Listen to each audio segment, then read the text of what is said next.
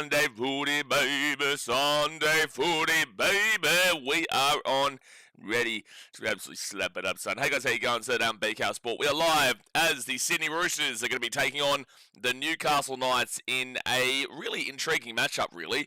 Like, this is a hard game to predict because the Roosters are expected to do really well this season. The Knights weren't expected to do really well this season, but have been doing pretty well this season, except for last week when they lost to the Tigers really well, who then went on to lose to a baby Broncos last night, absolutely horrifically in Campbelltown, losing by the 1 point there when the Broncos had quite literally nearly everybody out of their team. Nearly every single one of their players out of the team. So that doesn't bode well. But it's a hard game to look at because, again, the Roosters last week gave me a brain aneurysm against the Sharks, but they did, at the very least, win their game, which was a very good start. You know, at least you get your 2 points. You take that. However, I did tip this team to be pre-season number one, and they are very far from that one. They are very far from it. So, intriguing one to get through, but let's run through the two-team lineups here. Obviously, later on today, we've got the Eels versus the Bulldogs in the final game of the round, and then next week's Anzac round, isn't it? Yeah, huge, absolutely huge. So, I'm looking forward to that one. Obviously, guys, hit that like button, subscribe if you are new around here, and let's do it. So, the Roosters, they come at this game from 10th position, and the Knights come at this game from 6th position, with the Roosters having absolutely nobody in and nobody out, and this is at Allianz Stadium in Sydney. The fullback is James Tedesco, who is the captain, with the wingers being Daniel Tupou and Mark Nawaqanitawase, centres of Hugo Savala and Robert Toya. 5'8" is Daly Cherry Evans, with the halfback being Sam Walker, and then the front row forwards are Nafahu White and Lindsay Collins. Number 9 is Reece Robson. Back row of Angus Crichton and Siwa Wong, with the 13 being Victor Radley, and then the interchange is Connor Watson, Spencer Lanu, Nat Butcher, Celeste Fiketti, Cody Ramsey, and Tommy Talau, with the coach being Trent Robinson. The Roosters this year, well, they started off really poorly, and then they've been at least able to piece a couple of wins together surrounding their bye. They started off with a loss to the Warriors 42-18 over there in New Zealand before beating the Rabbitohs 26-18. Then they went and got absolutely pumped by the Panthers 40-4. And then in the first half against Manly, they struggled and they looked really not so great. However, they ended up winning the game 33-16, put them on a little bit of a better trajectory, had a bye, came back and look, they were down against the Sharks game where they won 34-22. They were down, they came back in it, they got the job done. It was just awful quality from both teams, and the error rates from both those teams were absolutely just gigantic, and especially the Roosters. But it was also controversial, and we saw some really weird things happening in that game. Not even weird things, like just downright incorrect things from the bunker, to be fair.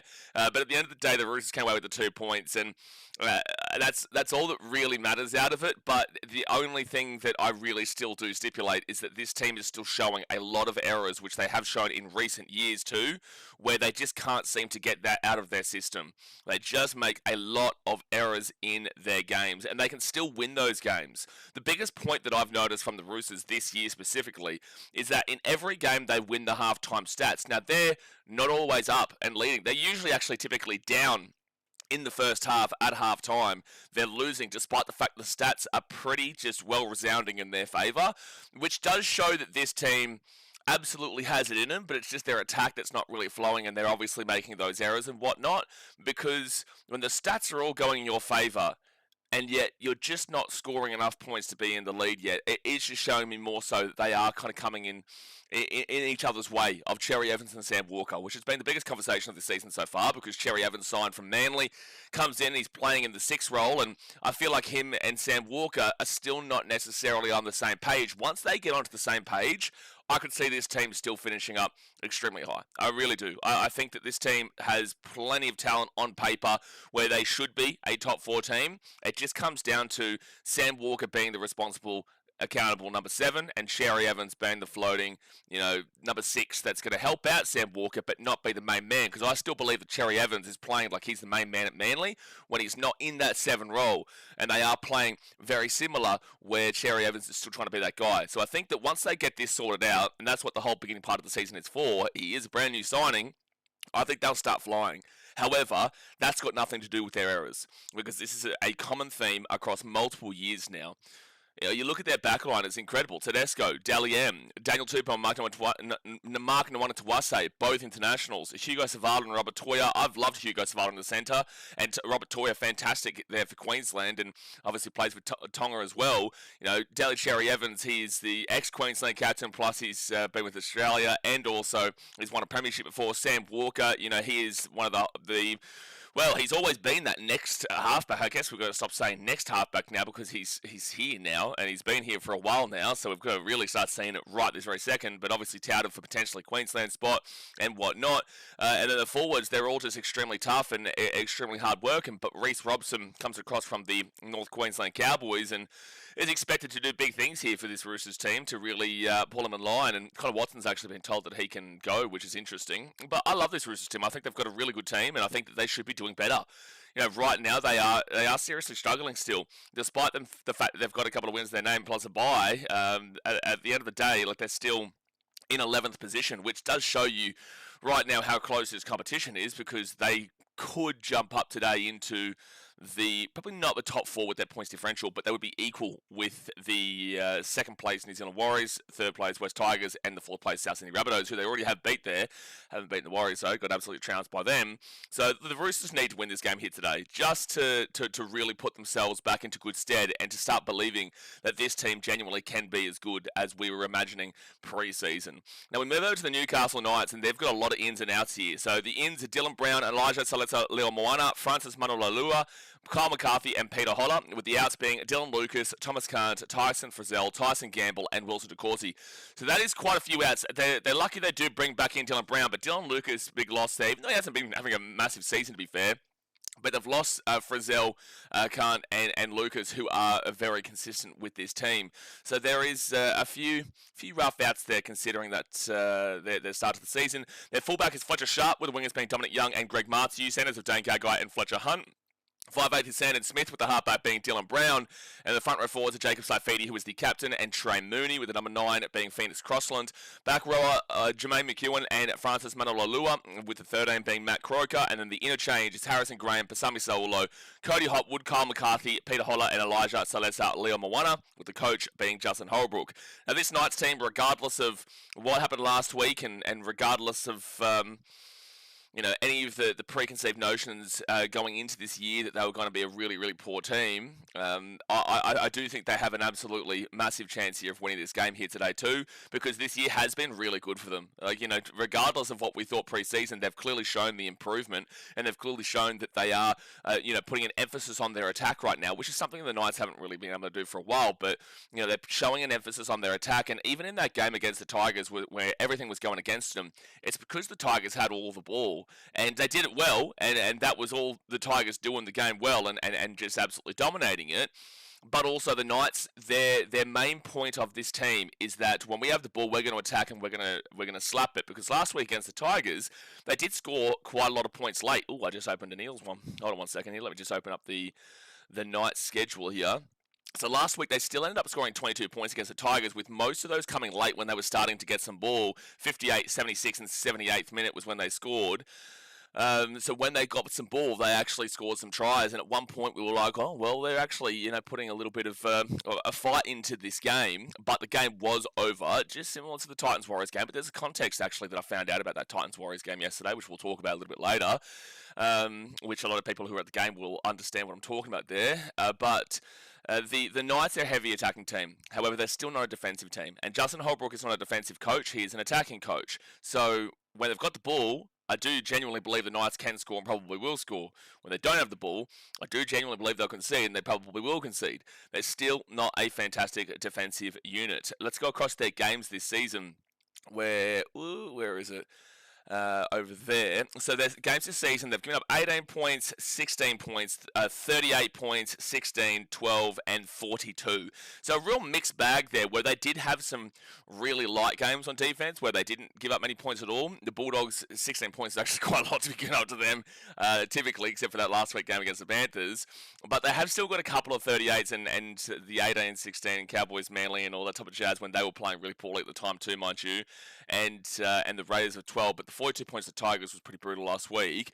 I still just don't believe in this Knights defense. I want to actually look at where their defensive stats are. So they've got 142 against them, which is worse off than the Panthers, the Warriors, the Tigers, the just in front of the Rabbitohs by only 2 points, and that's with the same games played, because the Rabbitohs have had a bye, which is something that people have got to remember. There are teams at the top of the table that have got a bye, which is why they're actually as high as they are.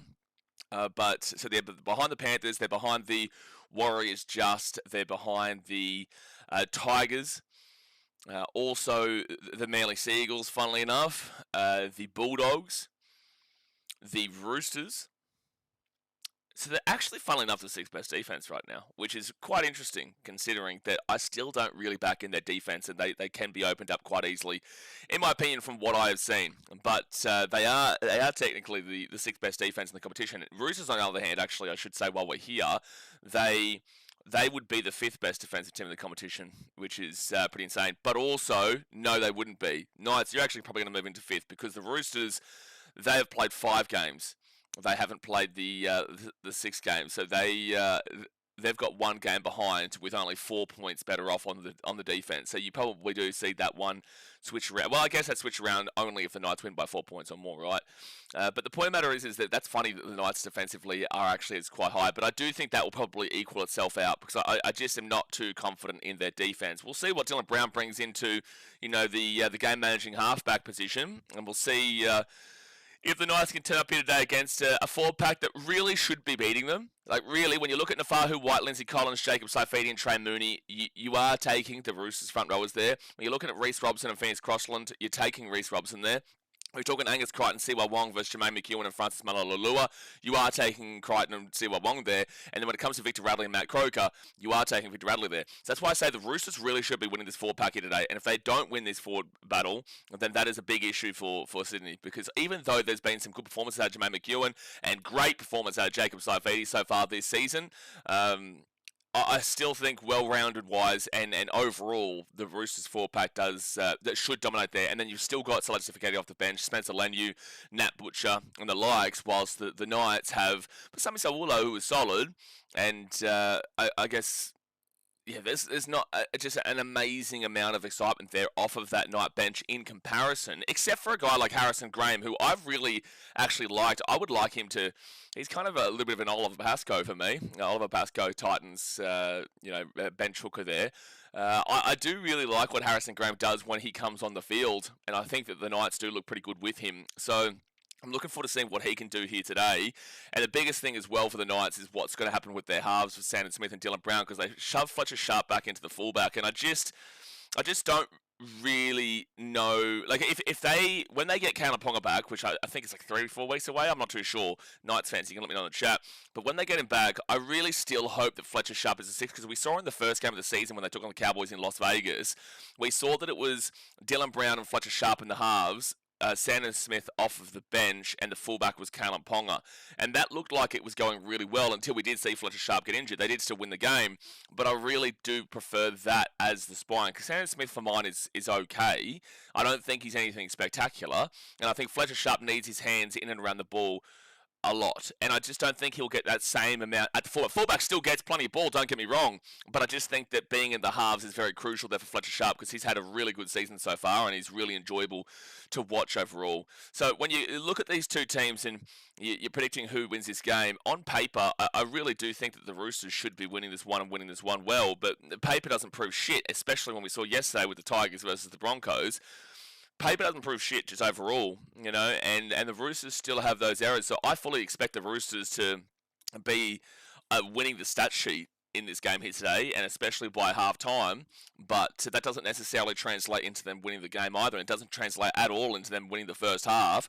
They are, I feel like, more of a second-half team at the moment, but it's not like a convincing, like they're guaranteed second-half team, but I would say they're more of a second-half team than the first-half team for sure in regards to at least putting on points. But I do have to still take the Roosters here. I do. The Knights have been exciting to watch this year, and I do like what they're showing, and I definitely don't have them for last place, that's for absolute sure. I do not whatsoever, but I just have a bit more faith that the Roosters are going to be more consistent across the season for a higher ladder position than where I've currently got the Knights, even though the Knights have probably actually shown more to start this year. But then again, I think they've shown more because we expected so little, and they've given us something, and they've given us a bit of excitement. That's why it's showing more compared to the Roosters, who are expected to be good and have actually disappointed quite a lot. But I'm going to stick by my guns here. I'm going to go with the Roosters. But it could be close. It should be close. Dom Young going up against his former club when he was going up when he was from the Knights originally. He went from the Knights to the Roosters to the Knights.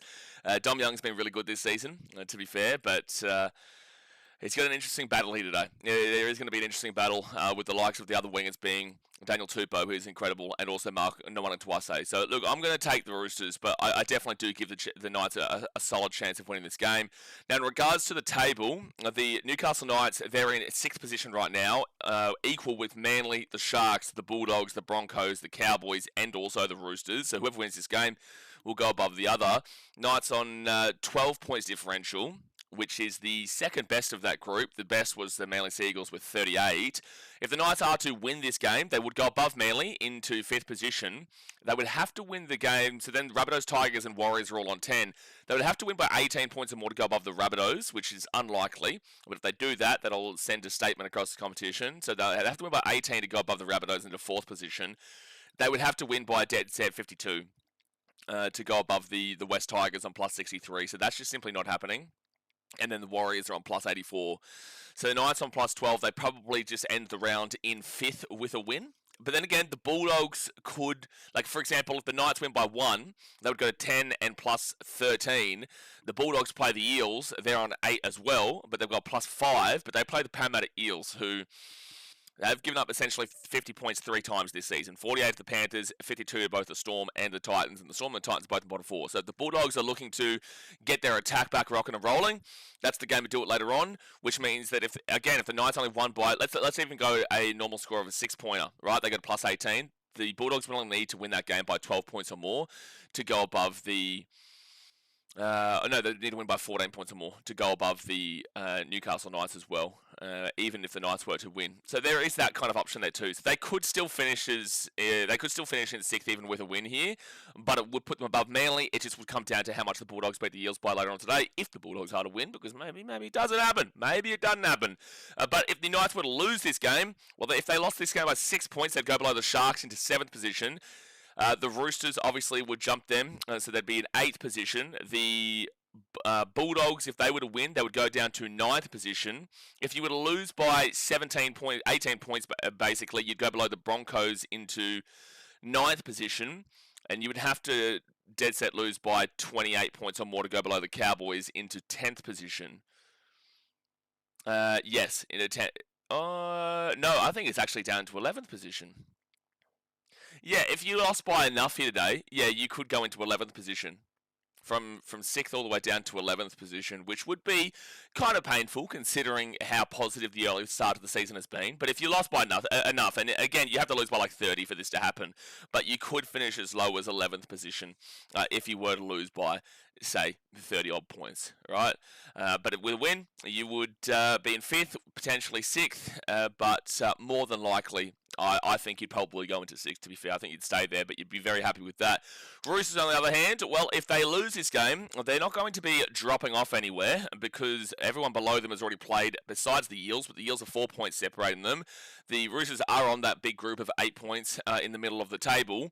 So if they lose, they stay in 11th, but their points differential is minus 23 right now. They've got the worst points differential of the lot. One of the worst in the game, actually. They've got the... 1, 2, 3. They've got the 5th worst points differential, but they're only 3 points separating them and the Titans on minus 30, and they're minus. Oh no, sorry, they're minus 23. Dolphins minus 27. I was looking at that. So they're actually the 6th worst points differential in the game. But anyway, it's not good for a team like the Roosters, who do expect to be quite big this year. So anyway, if they lose, they stay in 11th, but their points differential is suffering. If they win this game, however, they would go all the way from 11th, bang, into the top 5, but it would take a 54-point win to go above the Rabbitohs. That just simply isn't happening. If it does happen, then, Knights are definitely on fraud alert, that's for sure. If any team wins this game by 50 points, then the other team's on fraud alert for sure. But then again, the Roosters won't even be on the table here. So, yeah, they can jump all the way up into 5th position. But then the Bulldogs, if they beat the Eels, then the Roosters would go into sixth position there and drop them down. But like I think the Roosters would be happy considering their poor start of the season. They are typically a team that warms into the year. They are typically a team that gets it going a little bit later on, and they suffer in the early part, and they they try to come home like a train. Sometimes it doesn't work when it comes to the finals, but they do tend to come home like a train more so than having a good early start to the season. But there you go. That is the preview here for this game here today. Hopefully it is a cracker. Hopefully it goes down to the wire, and we will see how it all gets going. So obviously hit that that thumbs up button, and obviously subscribe if you're new around here. Roosters Man's G'day Blaze, have a good call. Chooks by 20, and we will see. 23 Isis, come on Roosters, do not lose to the Knights. Hold the ball.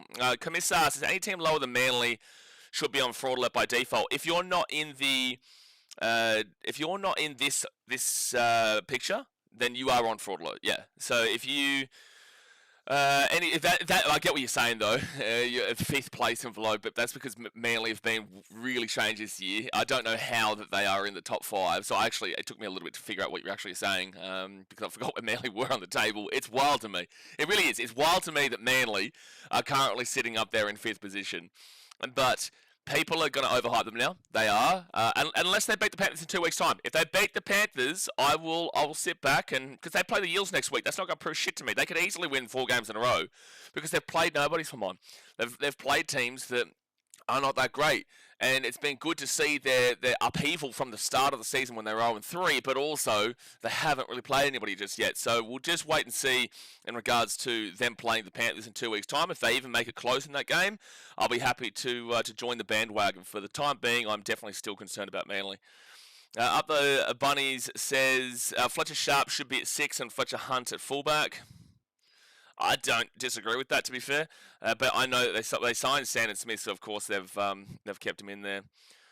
Michael says, "What does Roosters need to do to get off fraud alert? To win. That's what they need to do. They need to win.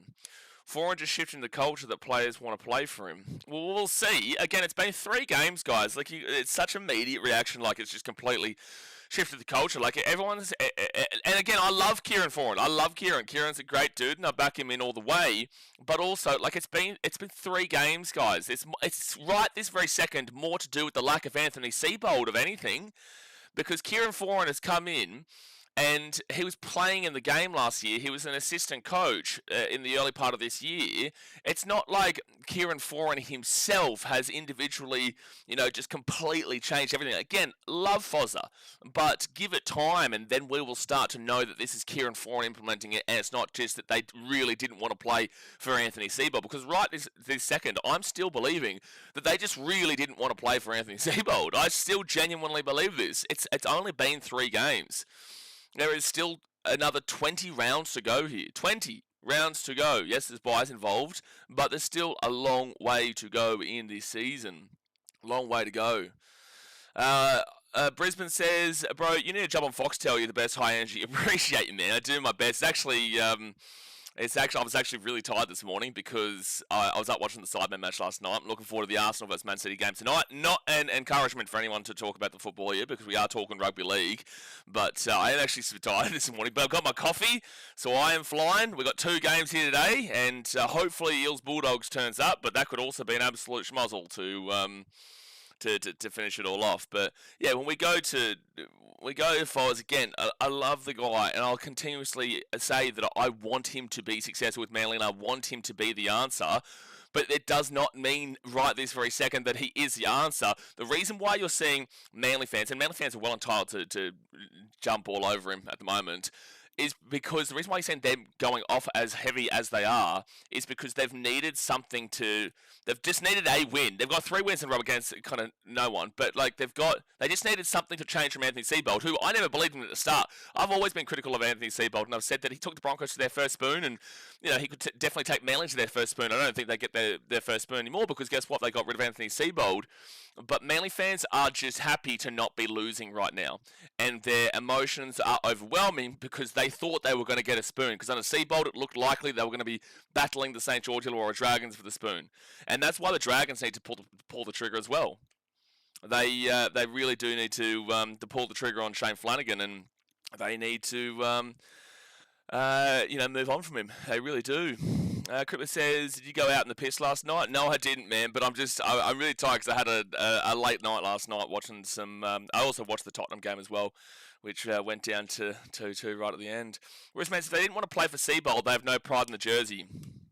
That is not necessarily the truth. That is a very fan perspective opinion, a very fan perspective, because whilst I understand the fan perspective thought process there, that's not necessarily true at all, because Anthony Seibold was clearly implementing tactics, strategies, and a culture there that simply was derailing the club. You cannot tell me that Manly wasn't currently being derailed. They were 0-3, they looked awful, and they looked really lethargic. They didn't look anywhere close to being up to scratch. And that was on Anthony Seibold clearly, because as soon as he is gone, well, they are absolutely flying now. So whilst they're still out there, they're still playing for the team, they're still putting their bodies on the line just because they didn't want to play for Anthony Seibold. It's like that same notion would be saying that a 6-year-old coach who's from Spain, who knows nothing about rugby league, comes in as the coach, and then because the players players aren't playing well, and because obviously this kid doesn't know anything that he's doing or anything that he's talking about, because the players don't play well and they have no idea what's going on at the club and the culture is completely being derailed because of this stupid selection. Well, you can't say that the players don't have the passion for the club, and that you can't say that they don't, still want to succeed, but you can't succeed if you're being held back by this, so to get rid of this to then succeed. Do you understand what I'm trying to say here? That's not necessarily the truth at all. Where is this guy from if the game starts at 11 a.m? I'm from the Gold Coast, man, but I'm in Thailand right now. Yeah, I'm in Thailand. Other Bunny says Roosters to win today's game. Yes, I think the Roosters do win, but the Knights have been pretty good this year. But I did hear, in regards to that Warriors game yesterday, I did hear some pretty big context that actually disappoints me less about that game now. Because both coaches and both teams acknowledged that the wind going towards in the first half and then in the second half, there was a noticeable shift in regards to, it was like a 20-point wind, is essentially what both coaches were saying.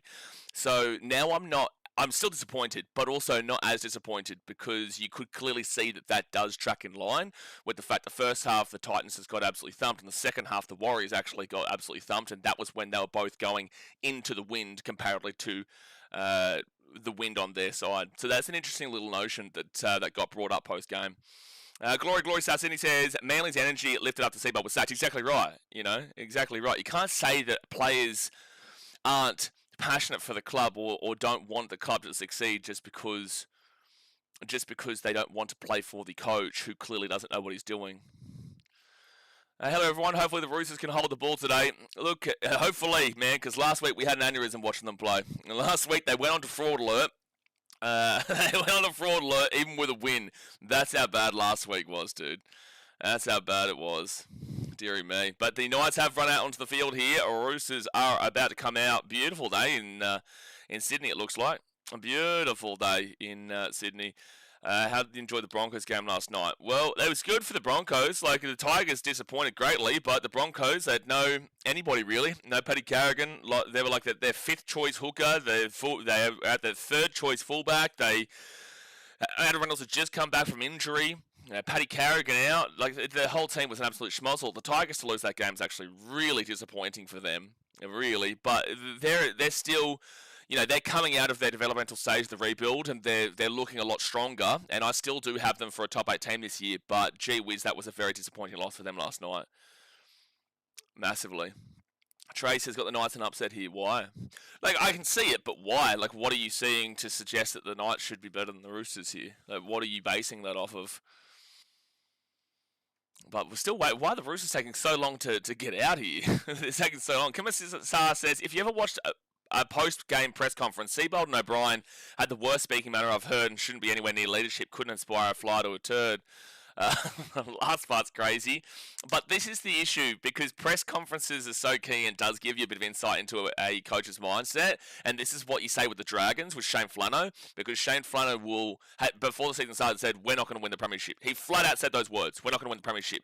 One of the most diabolical things I've ever heard from a coach. One of the most diabolical things you've ever heard from a coach before a season starts to say, well, we're not going to win the premiership. I don't care about the context behind it. Saying those words as a coach is absolutely diabolical, and it gives you an insight into how the club is being operated from within as the coach. And then he also said, I don't know what I'm doing. Oh, no, sorry, I don't know what to do, is what he said last week or the week beforehand. He said, I don't know what to do. Well, it's your job to know what to do. You are paid the big bucks to know what to do. That's the whole purpose you are there. What else are you there for? What else is the point of you being there as a coach if you don't know what to do? That's literally what you get paid for. So why are you publicly saying that as well? You're meant to have the answers. If you don't have the answers, well, guess what? It's time for you to leave then. If you don't think that you know how to sort your club out, well, maybe it's time for you to leave. And I don't think that the Dragons' problems are all on Shane Flanagan. I think that the board is a problem, and I think that there's a lot of problems at St. George. But he is also a problem because the way that he speaks to the media is like they kick it off here and the Roosters get this ball out here to the 15. The way he speaks to the media is if it's like a fan who has become a coach is talking. It's really strange. You know, because fans can say what they want, but a coach is meant to be the leadership there to fire up and to motivate the team. Third tackle of the Roosters. They're making good meters here at 44. Obviously, guys, hit that thumbs up button and subscribe. We're going to refresh his score, actually. But he's talking like a coach shouldn't be talking. How are you meant to motivate your team when you're saying we can't win the premiership this year? Like, seriously, what an absolute joke. Fit tackle. If our coach did that, I'd roast him to oblivion. And it'd be fair enough, too. So Cherry Evans is going to put that ball to the 13 where the Knights will not get... Oh, they do get it. Fletcher Sharp, good catch. This afternoon, Mr. BKR, get around you. Sharon says, my fourth week of NRL, it's my eye test. I'm probably completely wrong. No, you might not be wrong. The Knights could definitely win this game. I was just trying to figure out like why you were saying try to encourage the response there. But again, the Knights have played some good footy this year, but they need to have the ball. And the Roosters are going to be a hard team to have. Well, the Roosters aren't actually going to be a hard team to have the ball against because they make a lot of errors.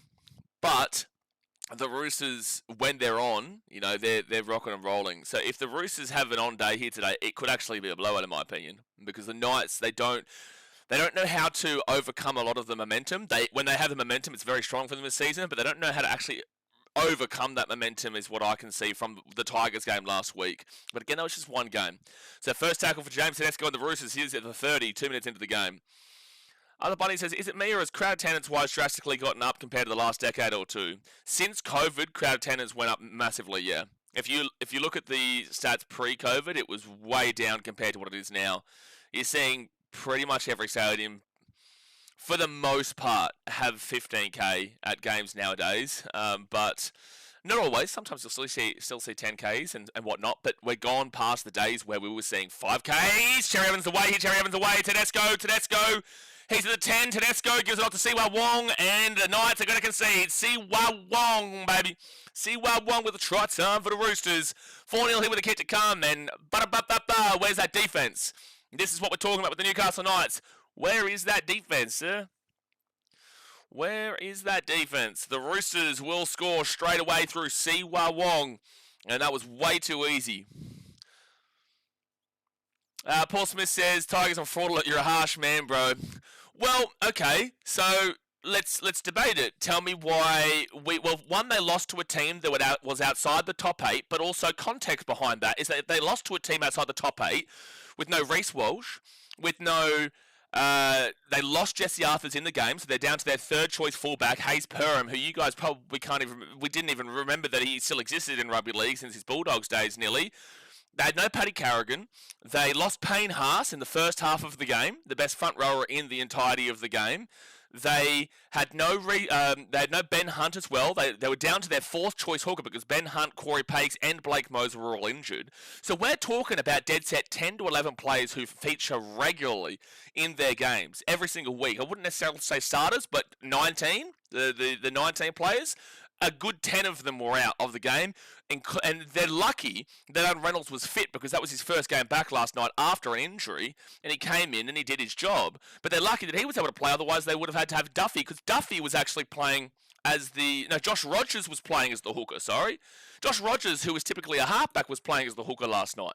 So this is why we suggest that, and we put them onto the fraud alert, because a team in the top 4 should never be losing to a team in the bottom 8 realistically. But if they do, they definitely shouldn't be losing to a team that had 10 plus players out last night that are regular features for the Brisbane Broncos team. Not only that, but the Tigers were at home in Campbelltown. You have to put it there. Now, they could go straight off of it next week if they get a win. 6-0 here, the Roosters get the conversion. They could go straight off of it next week, absolutely. But for the time being, I think that it's a hard-pressed argument to suggest that the Tigers shouldn't be considered on fraud alert after yesterday. So, like, if you disagree, please tell me how I'm wrong. So let's go. Just put the game on and we scored. Brisbane says, my favourite commentator, do you go to any games yourself or do you live stream every game? I used to go to every single game of the Gold Coast Titans, man. I used to go to every one. So the last 2 years where I'm travelling. One day I'll go back, but for the time being, I just travel around and do my live streams, man. But I used to go to every single game, bro. Michael said, and that's home and away. Mo says, I spent the whole day with my wife so I can watch footy in peace tonight. I hope you didn't have to watch your Dragons game yesterday, Mo, because I know as a passionate Dragons fan, you wouldn't have liked that one. No one to Wase, second tackle, he'll bring it out to the 30 for the Roosters. And they give back to Reece Robson, gets it across to Lindsay Collins, and Collins with a tough run brings it out to the 40. Like I said, in the first set of the game, like they're making big meters. Making big meters, and they're away again. Siwa Wong offloads it out the back. Oh, the Knights are going to get this. There's your error. There is your error. Chuggies. There's the error that we're waiting for. There is your error. Ben says, we miss you on the drum. We miss you on the drum. You are a Cowboys fan who didn't go to Titans games, so why did you miss me on the drum? Haruhoni says, my Australia team up the Rooster because I'm from New Zealand. Yeah, no, you're a Warriors fan. You can't have two teams, Haruhoni. It's not possible. It's not possible. I'll straight up say it. If people have two teams, if you genuinely, and this isn't just for you, Haruhoni, this is for everyone who claims this. If you genuinely have two teams, I do not respect either of the teams that you support for your supporter. You either support one team and have a soft spot for a team, but if you genuinely say, this is my Australian team, this is my New Zealand team, I don't respect that. And I don't respect people who can passionately support multiple different clubs. I understand having a soft spot. Like, I want to see the Sharkies do well when they're not playing the Titans for my mum, but I want to see them do well for my mum. It's not about me. I couldn't give a flying shit about the Cronulla Sharks doing well outside of that. It's just because I want to see her happy kind of deal. The Knights will be at the 25. There's only 17 teams in the league, and we're saying that we've got two teams. Like, it's crazy to me, especially when they're all in the same, like, they're all in the same league. NFL's kind of different. You can have an AFC and NFC if you really want to, if you're not from like a city, but it's still kind of weird to mine. Baseball can be similar. But the Roosters will get this ball here. Oh, that's a knock-on from the Roosters. That's a knock-on from the Roosters. No, it's going to be a penalty to the Roosters for him being taken out. And once they got taken out, it's a penalty to the Roosters. Paul Smith says, now, fraud alert is valid. I just love how you slap it on them. It's hilarious. A kind of man might have let them off the hook for 1 week, not BKR. We slapped them immediately. Look, fair enough, and I did the same. I did this with the Knights last week. I didn't put them on fraud alert despite the fact that they did lose. But it's not about the loss specifically. It's about context. And again, the Broncos aren't in the top 8. The Tigers, they were in the top 4 when they beat the Knights last week, and I did think that would have been quite harsh to put the Knights onto fraud alert. I even asked you guys, and that the same notion kind of got said. But last night was a big. It was a big one for the Tigers. It was a big one to lose. So Victor Radley, Sam Walker, Angus Crichton, and he'll be taken down to the 45 on third tackle. Brian says, who do you tip in this one? I took the Roosters, yeah. Oh, there's your error, Roosters. 7 minutes in, you've already had 2 errors. Lovely. Lovely. Hadani says, if we have 20 teams, it'll be okay. If you had 20 teams, I would hide you from the channel. That's what I would do. If someone genuinely, we do have people who do this, but if someone said they supported 3 teams, I would probably time them out and if not hide them from the channel. I'm not dealing with that because it's just a coping mechanism. It doesn't make any sense. Like, you should be proud of your team. You should be proud of where you're from. You should be proud of your community. You should be going through the ups and downs of the team that you've chosen, whether they be shit, whether they be good. Ultimately, it doesn't matter. I do believe it should be where you're from, but at the end of the day, I don't really care kind of how you come to your team as long as you are your team. But no, 20 teams, you should be in jail. That's a penalty to the Knights. The Roosters still doing the same shit, man. 8 minutes in. The Roosters still doing their same shit with the errors. Errors, and then a penalty from Lindsay Collins, which will put the Knights on attack. And the Knights are good on attack, so the Roosters are going to be super careful here. They've got to be super careful because the Knights do definitely know how to attack. But see, that's fine, Ben. Cowboys do have a soft spot at the Titans. Having a soft spot is completely fine. Soft spot is not that you're passionately supporting them week in, week out. But to say you have two teams is to suggest that you're passionately supporting two teams week in, week out. But the thing is, I never believe that people actually even do. Second tackle now for the Knights. They're going to be at the 5. Second tackle, I don't believe they do, because if you flip a coin, you always know which side of the coin you want to flip. So I know that you genuinely do have one team, but it's a coping mechanism to have two teams in case that one team does badly. First tackle now for the Knights, they're going to be at the 10, but I know everyone does have that one team. They want to cope. They go out to the right at the 15. Now it's Dylan Brown. Dylan Brown throws the ball close to 4, but it's going to be Knights. Taken back, gets the offload away to Fletcher Sharp. Fletcher Sharp here at the 10. It'll be taken down on second tackle now. 13 metres away from the line. Crossland, Dylan Brown. Dylan Brown now to Sanders Smith. Here's a chance, and they can attack. Fletcher Hunt. He will score for the Knights. It's the try time for Fletcher Hunt, and it will be 6-4 with the kick to come. And this is what we say: the Knights can't defend, but they definitely can attack. And it will be 6-4, 10 minutes into the game. Hit that thumbs up button and subscribe. Way too easy here for the Newcastle Knights on the left-hand side. And this is why the Knights actually benefit a lot in this game here today, because they weren't able to get much ball at all last week because the Tigers just did not drop the ball at all. The Roosters inevitably will drop the ball, and they inevitably will give you good field position. And that is the biggest issue at their club, because they could be a really good team, but their errors are just gigantic, consistent, and incessant. Nelson says, Raiders, Sharks, and Storm next, Tigers next 3 should give us more of an idea of where they are at. Yeah, good idea. Yeah, it's a good point. But the Raiders aren't that great, even though they've won a couple of games in the last couple of weeks. They're still not that fantastic. I do think the Sharkies probably beat them. But also, you say this, but two of those teams are down in the bottom 5. And one of those teams is a very up and down team with the Sharkies. But I do feel like the Sharkies, I feel like the Sharks is the hardest game of the 3 there. I don't think that necessarily traditionally, Nelson, traditionally you'd be right. Because those 3 teams would traditionally be pretty good. Maybe not so much the Raiders, but like in the last couple of years, especially last year, yes. But I wouldn't necessarily say based off of this year, you would say those 3 teams are spectacular. But the Sharkies are still doing pretty fine. So it is 6-6, 29 minutes to go the first half. Do you think it is a bit disrespectful for the Roosters to not start Spencer Leniu? Why? A bench player is not a disrespectful position. A bench player has a role for the team. Just because a player is on the bench does not mean they're any less than a starter. It just means they've got a different role in the team. That attack is so smooth. The Knights are a very, very smooth attacking team. Brian says, Newey Knights, bing bong.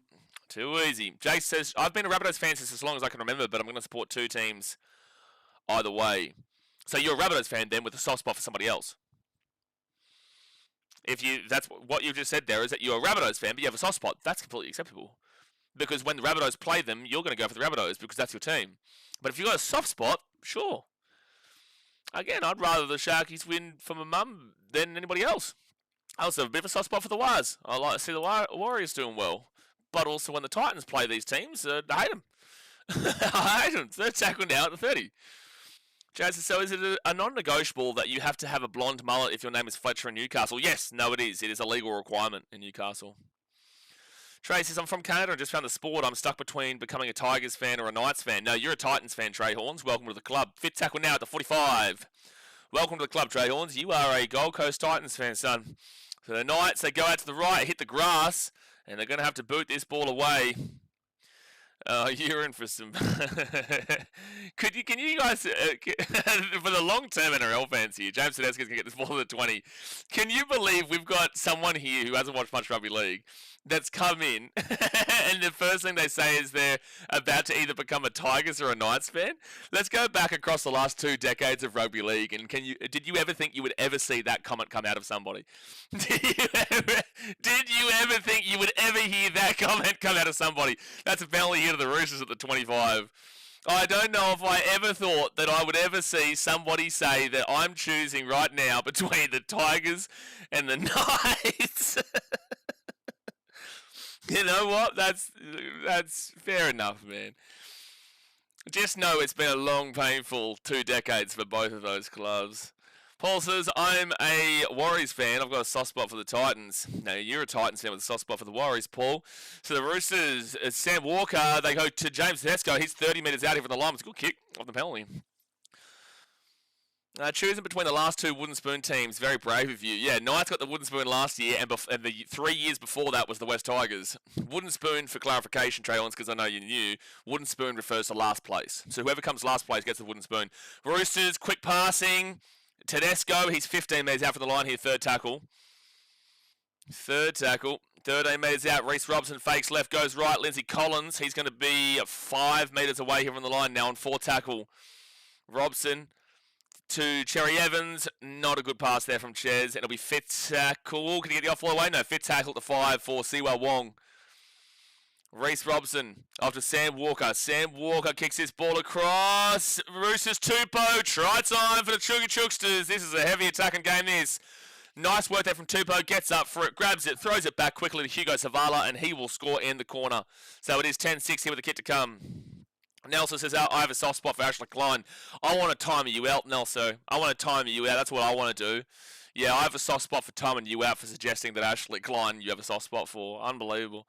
That is something that I didn't think I'd wake up to and see today. I have a soft spot for Ashley Klein, apparently, he reckons. Traylon says, no, I'm a big Union fan getting to the sport. It's fun. I do videography Union matches currently. Good stuff, man. No, it's good to see that you're getting involved in the game. It's good to see you join the Gold Coast Titans. Chee-hoo. Chee-hoo, son.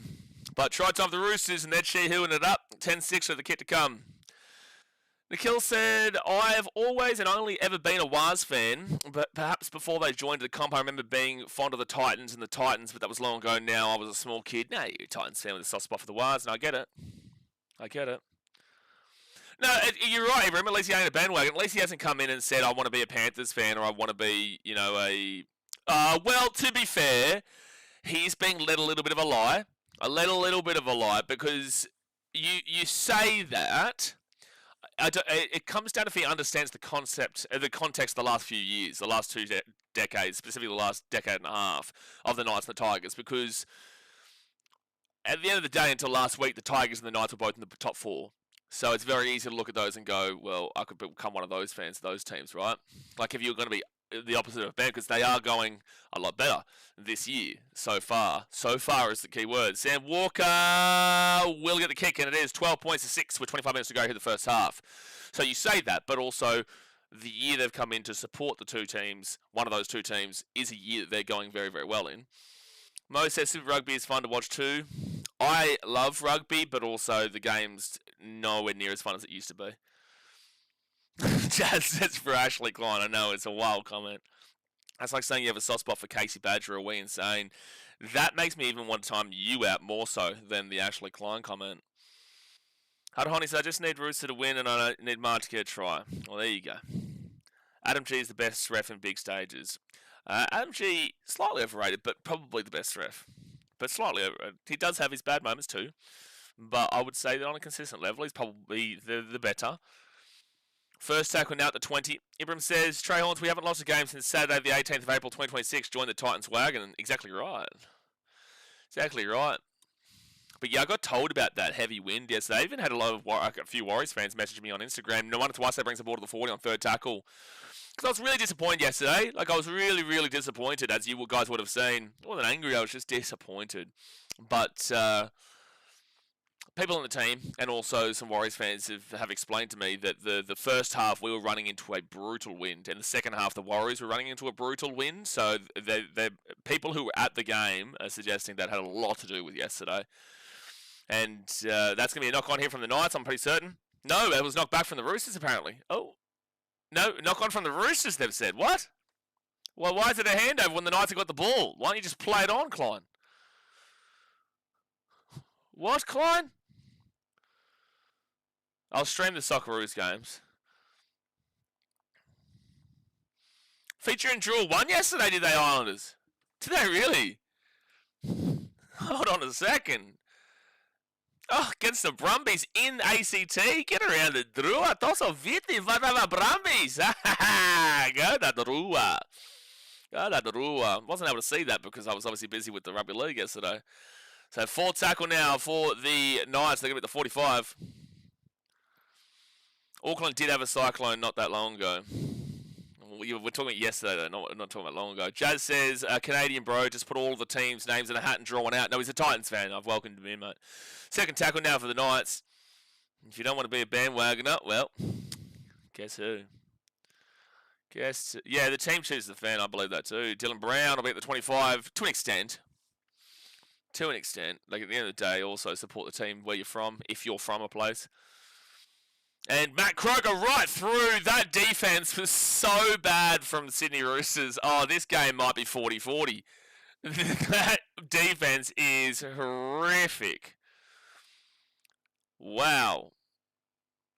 That defense is absolutely horrific.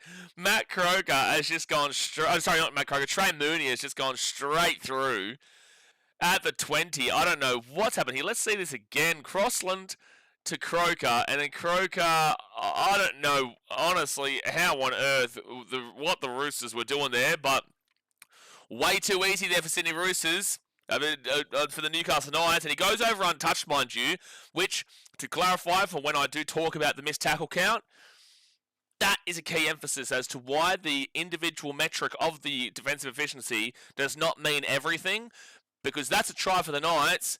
Not a single Roosters player put a finger on him. So it's not a missed tackle. That is a line break. There's no missed tackle there. So that's why you won't see that on that stat sheet, and that's why the defensive efficiency is an individualistic stat. Sadesh says, Roosters are frustrating. Yeah, they would be. Yeah, they would be. Brocky says, try time, bing bong, mudda boosh. Oh. Mo says, I do not even know if they know what tackling is. They do not know what tackling is. But, again, that wasn't a missed tackle. Travis says, have either side tried tackling? You're watching a nice game. Which... Again, so let me give you context on the two teams that you're considering supporting. Over the last 15 years, the Knights have won 4 of the Wooden Spoons, 3 of which were in a row. They were the worst team of the entire history in the mid-2010s, late 2010s, and they've won 4. The Tigers, they've won 3 Wooden Spoons, and their 3 came in 2024, 2023, and 2022. They haven't made the finals since 2011. So whilst they're going well now, just be very cautious and be very, very aware. Be very, very aware. But they are team. I would say that the Tigers for mine are more of like an upcoming team because they're building well, and it's been a push over the last couple of years. As in, it's not just been a dramatic rise like a Cowboys and then down and then up and then down and up. They're a yo-yo club, the Cowboys. They are the definition of a yo-yo club.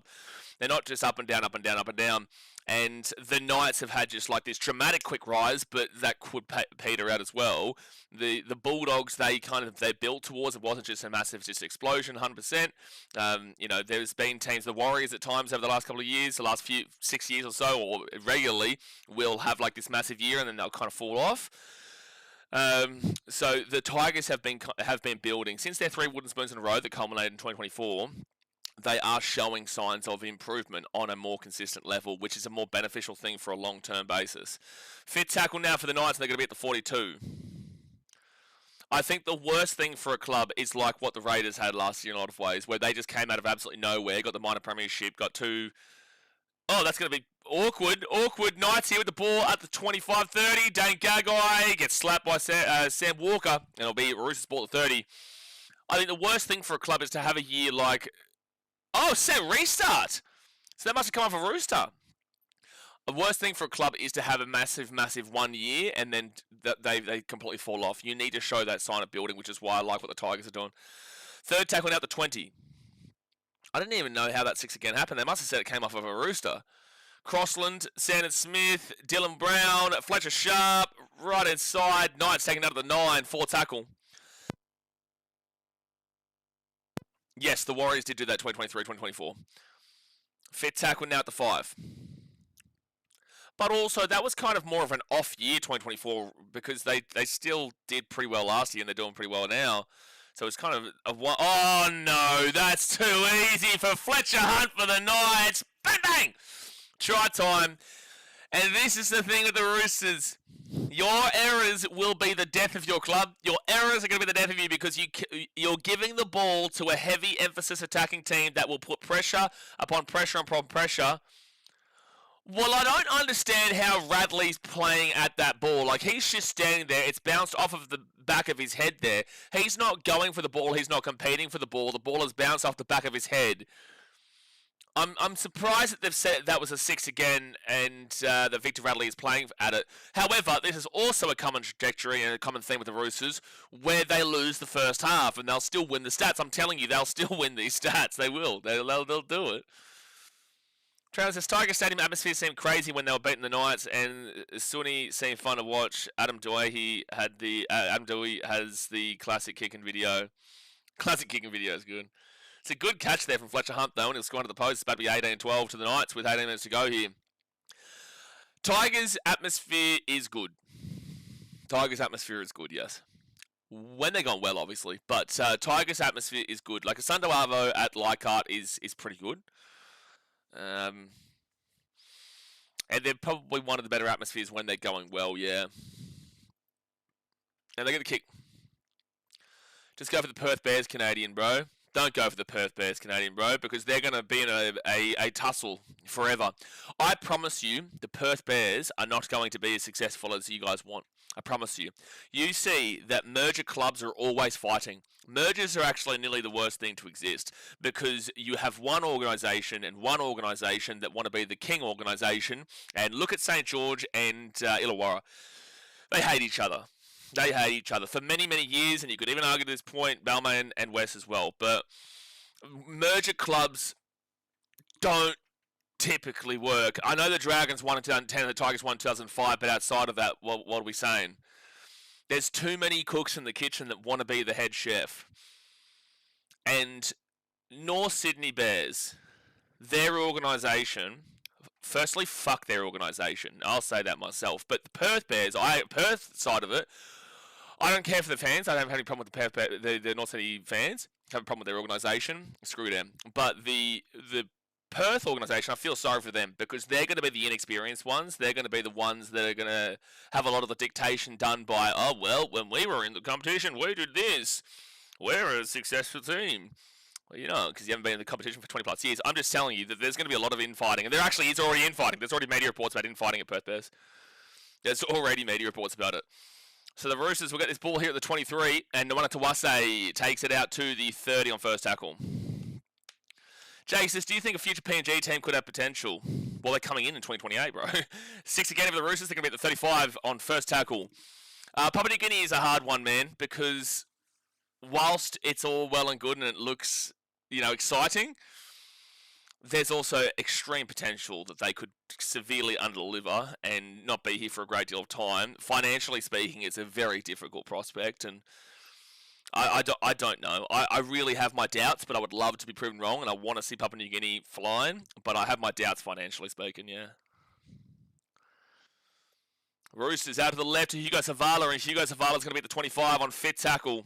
Daniel Tupou now with the ball, gets it off to Sam Walker. And Sam Walker's going to put this ball into the corner. Oh, Tedesco flying through. Sherry Evans will not be able to take him back into the end goal. But Knights ball here at the 1. Good take by Fletcher Sharp. Olivia Reid with the $8 Redo donation. Get around your Olivia. Says, good afternoon, everyone. I am alive. Been busy all day now getting ready for PT. The grind is real. Grind it up, son. Grind it up. Fire it up. And right now, the Knights having a grind out of their own 10. It's third tackle at their own 10-metre line. Appreciate you for the dono. Get her out in that grind. Fourth tackle. Commissar says, as a layman, I assumed the Bears merger had to do with junior pathways and infrastructure. I'm telling you. I know this. Everyone knows this organisation. It's just an elephant in the room, bro. They're a bunch of scumbags in that organisation. I'll never, ever, ever back in that organisation. I think the North Sydney Bears fans are passionate, and I think they've got I love the historical value of it all. It's just their organisation is scumbags, dude. Second tackle here at the 45, and it's Robert Toy at the 50. I don't trust them. I don't trust that they're permanently going to want to have a 50-50 split. I don't trust it. Fourth tackle, and I just hate that Perth have gotten into bed with them. So they go, Nat Butcher, he'll bring this ball to the 30 on fit tackle.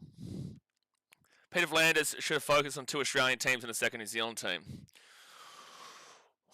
Well, it's not even really. Oh, the Roosters. That's going to be a nice knock on here. It's going to be Roosters ball here at the 10. It's going to be Roosters ball on the attack at 10. I'm sure it's about to be 18-18 any moment now. Then they're going to challenge us here the Knights, which is interesting. I thought that definitely came off of Dom Young. They're going to challenge this. No, I do like the intention behind what they're doing with Landis and Papua New Guinea, but also I don't think it was really ultimately his decision. It's a very governmental thing overall. There's a lot of politics involved with Papua New Guinea. Tell us what you really think, Blaze. I can't do that on here. Oh, it is actually a knock on here from Angus Crichton. That's a good call from the referee, and bad call from the referee, and a good challenge from the Knights. Yeah, it's definitely knock on from Crichton. Good challenge. Just Poker says PNG can afford it to their national sport. Yeah, well, they've already said that it's going to be difficult financially, so I don't know what you're talking about in regards to PNG can afford it. They've already said it's going to be difficult. But, like, I want them to find the way, you know, because, again, Papua New Guinea would be fantastic for the game, but no, you're incorrect because they've already come out and said that Papua New Guinea do have more money than you suggest than people know. However, there's a lot more logistics involved regarding the financials in regards to so how are they going to make their money from merchandise? How are they going to make their money from the people going to the games week in, week out when they're going to have to rise the prices to a point that a lot of Papua New Guineans can't afford? They're going to have to expect success because if there's no success, well, then no one's going to turn up to their games. I'm telling you that Papua New Guineans, they already have teams for starters, and if Papua New Guinea doesn't do well after a couple of years, they will just straight up remain as a Bronco or straight up remain as a Cowboy or an Eels fan, which is typically what their fan base is, or Storm because of Justin Olam back in the day. So I completely disagree with you in the fact that like it's just it's just going to work basically because essentially that's what you're assuming. You're essentially saying that they've got money so it's going to work. Logistically, it's not a guarantee at all.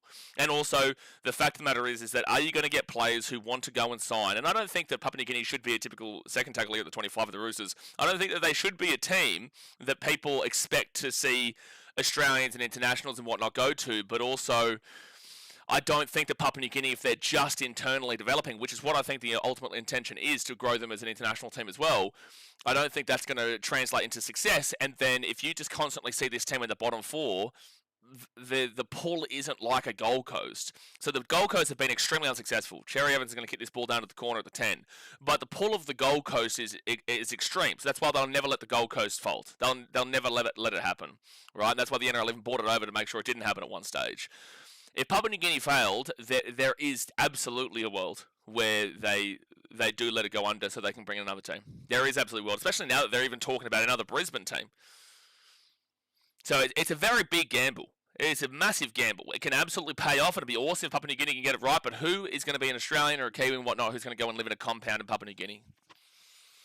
Besides for tax reasons, but I'm telling you, the hype will die quickly. Oh, that's going to get thrown Knights to the 50. They're going to score here. They're going to score here, Newcastle. They're going to score here, Newcastle. Fletcher Hunt for a hat-trick in the first half. Fletcher Hunt for a hat-trick in the first half. Hello. Hello.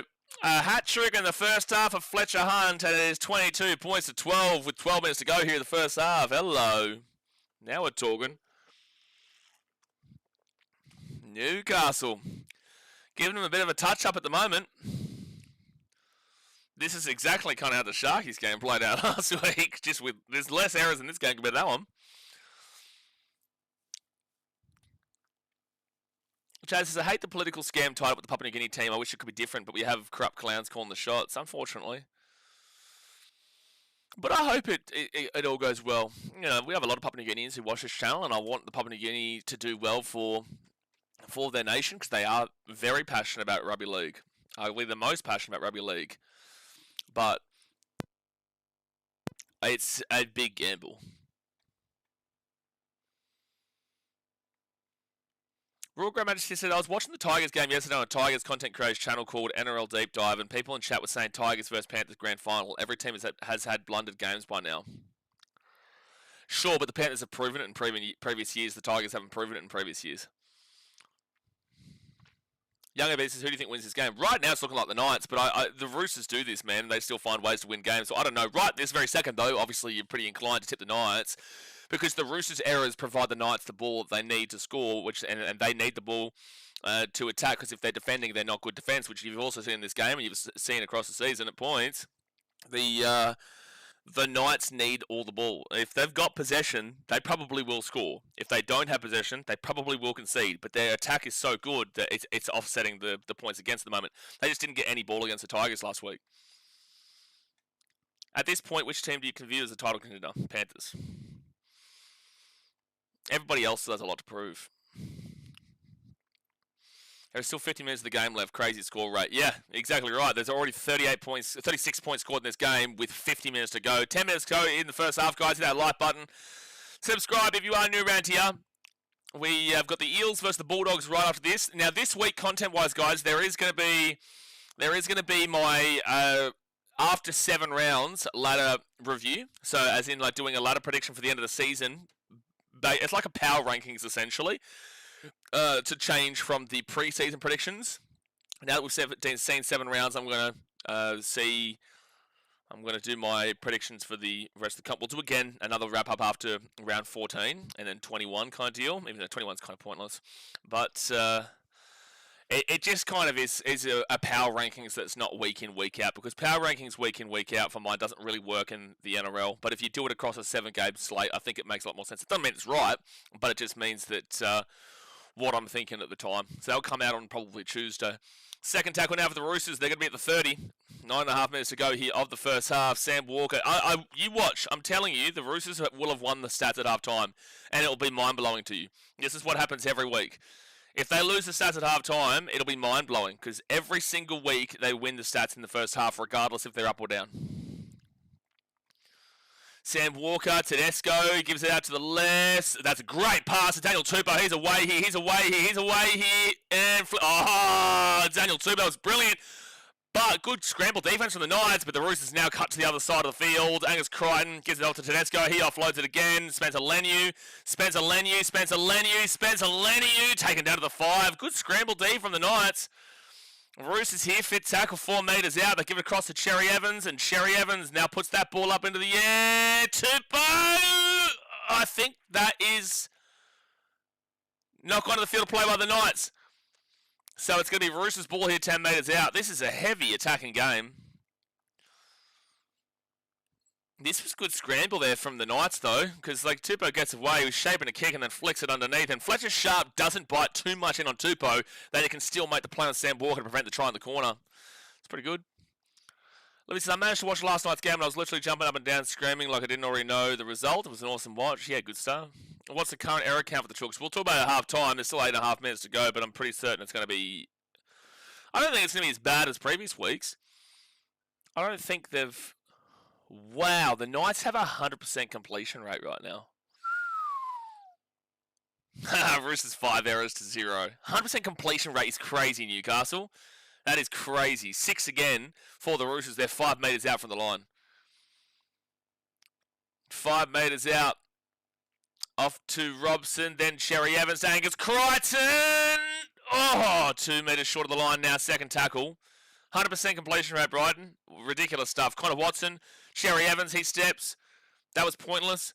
Siwa Wong now with the ball, and he will take it to the 5. This will be really key to defend this setting. I can't believe this is still 7.5 minutes to go here in the first half. Sam Walker, Cherry Evans, short ball to Crichton. There was a hole that was opening up behind. And Reece Robson to Sam Walker. Big pass to Noah Tuwase, and that is good defense. That is great defense. Since when does Greg Martz know how to defend? Usually he's a plotter in defense, but that was brilliant stuff there. The pass was just too much of a floater, but it just gave Greg Martz a fantastic angle into making this tackle and taking the one Tuwase over the sideline, because typically you would usually see Mark just smack those in, but Greg Martz just monsters him. Tuala ruled out for the Dogs. Josh Curran starting centre. Josh Curran starting centre is interesting. MTB says Para are going to win.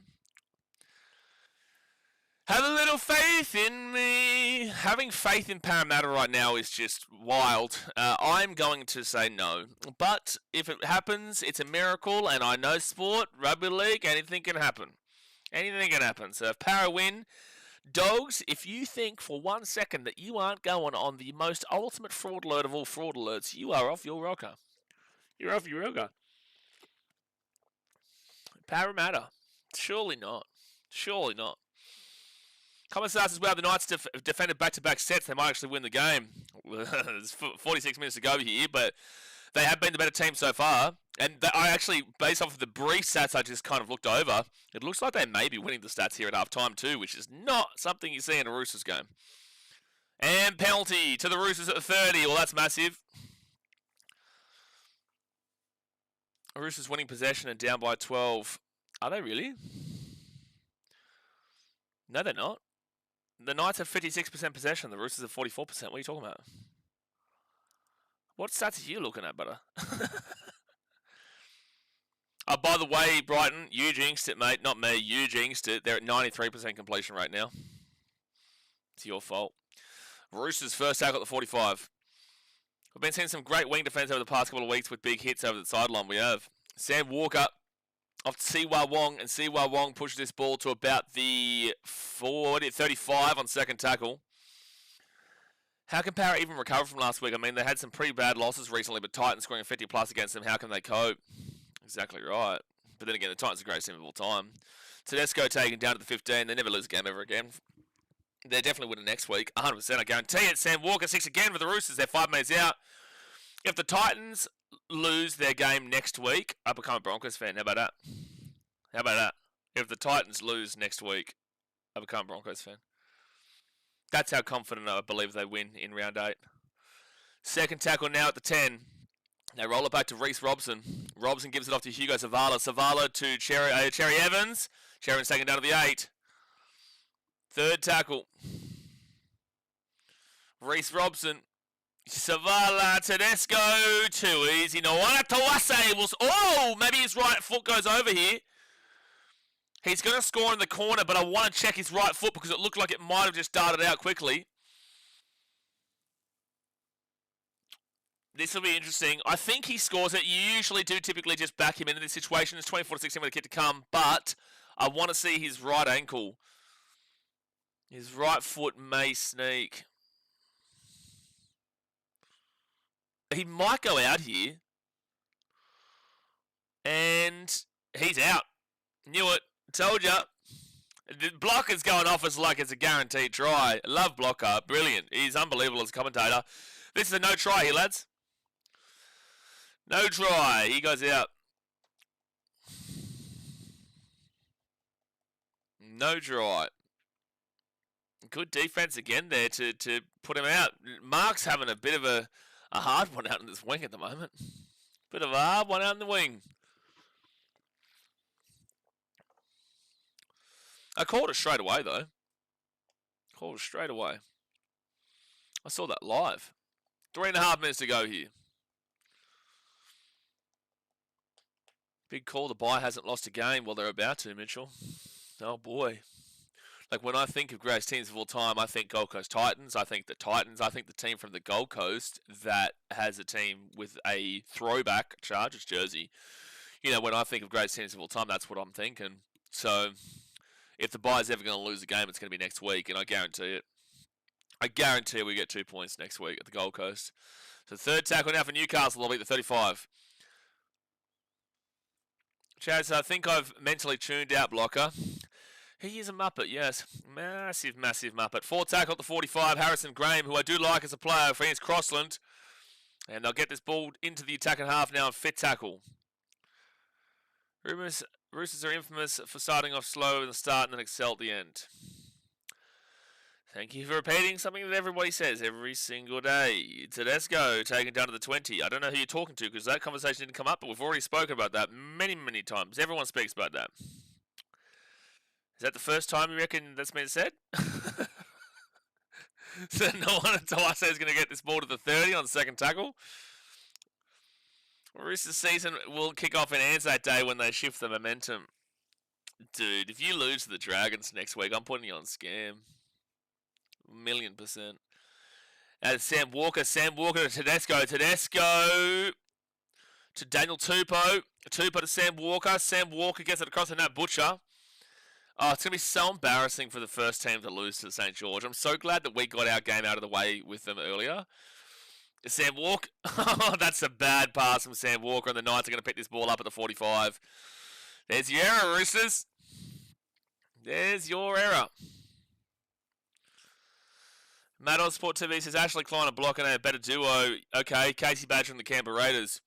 This is going to be a Roosters ball after the Knights make an error at the 42 on the Roosters side of the field. So the Roosters will get one last attack here in the first half. Casey Badger and the Canberra Raiders. That is a match made in heaven. That pass from Sam Walker, he's trying no look, and there's literally nobody there. I think he was just expecting that James Tedesco was going to be behind. I think it's Crichton to Spencer Leniu. No, not Spencer Leniu, that's Celeste Fichetti. And they'll be at the 35. Oh, it was Spencer Leniu. I'm a muppet. That was Spencer Leniu. Hugo Savala gets to the outside. He'll be on the 20 on third tackle. Gets Sam Walker.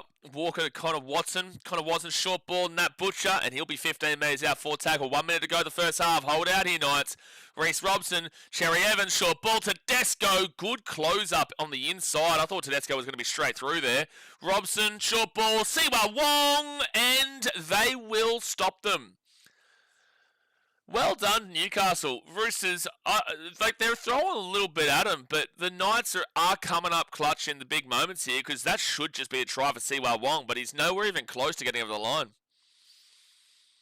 Nowhere even close to doing it. Fletcher Hunt has had an incredible game so far. 3 tries. He's defended twice now of 2 guaranteed tries. Brilliant stuff. Yeah, the Titans and the NRL apologising. That is one of the best duos in the game. Third tackle for Newcastle at the 13. And now they'll be at the 15 on fourth tackle. But this is going to be half time in a moment anyway. 2 seconds to go here. And there it goes. That is half time, lads. And a very, very typical Roosters first half performance. Geez, you've seen this before, haven't you? Knights, though, you know, they did what they needed to do. They played absolutely the better and had a fantastic completion rate until Brighton jinxed it. They were at 100%, now they're at 89%. But let's get into the stats here at halftime and talk through it, because I think this is one of very few... Nope. The Roosters are winning the stats in a lot of ways. In regards... Oh, yeah. Okay. Nope. This is a very typical first half of the Roosters. Ah, it is! It is! I was right!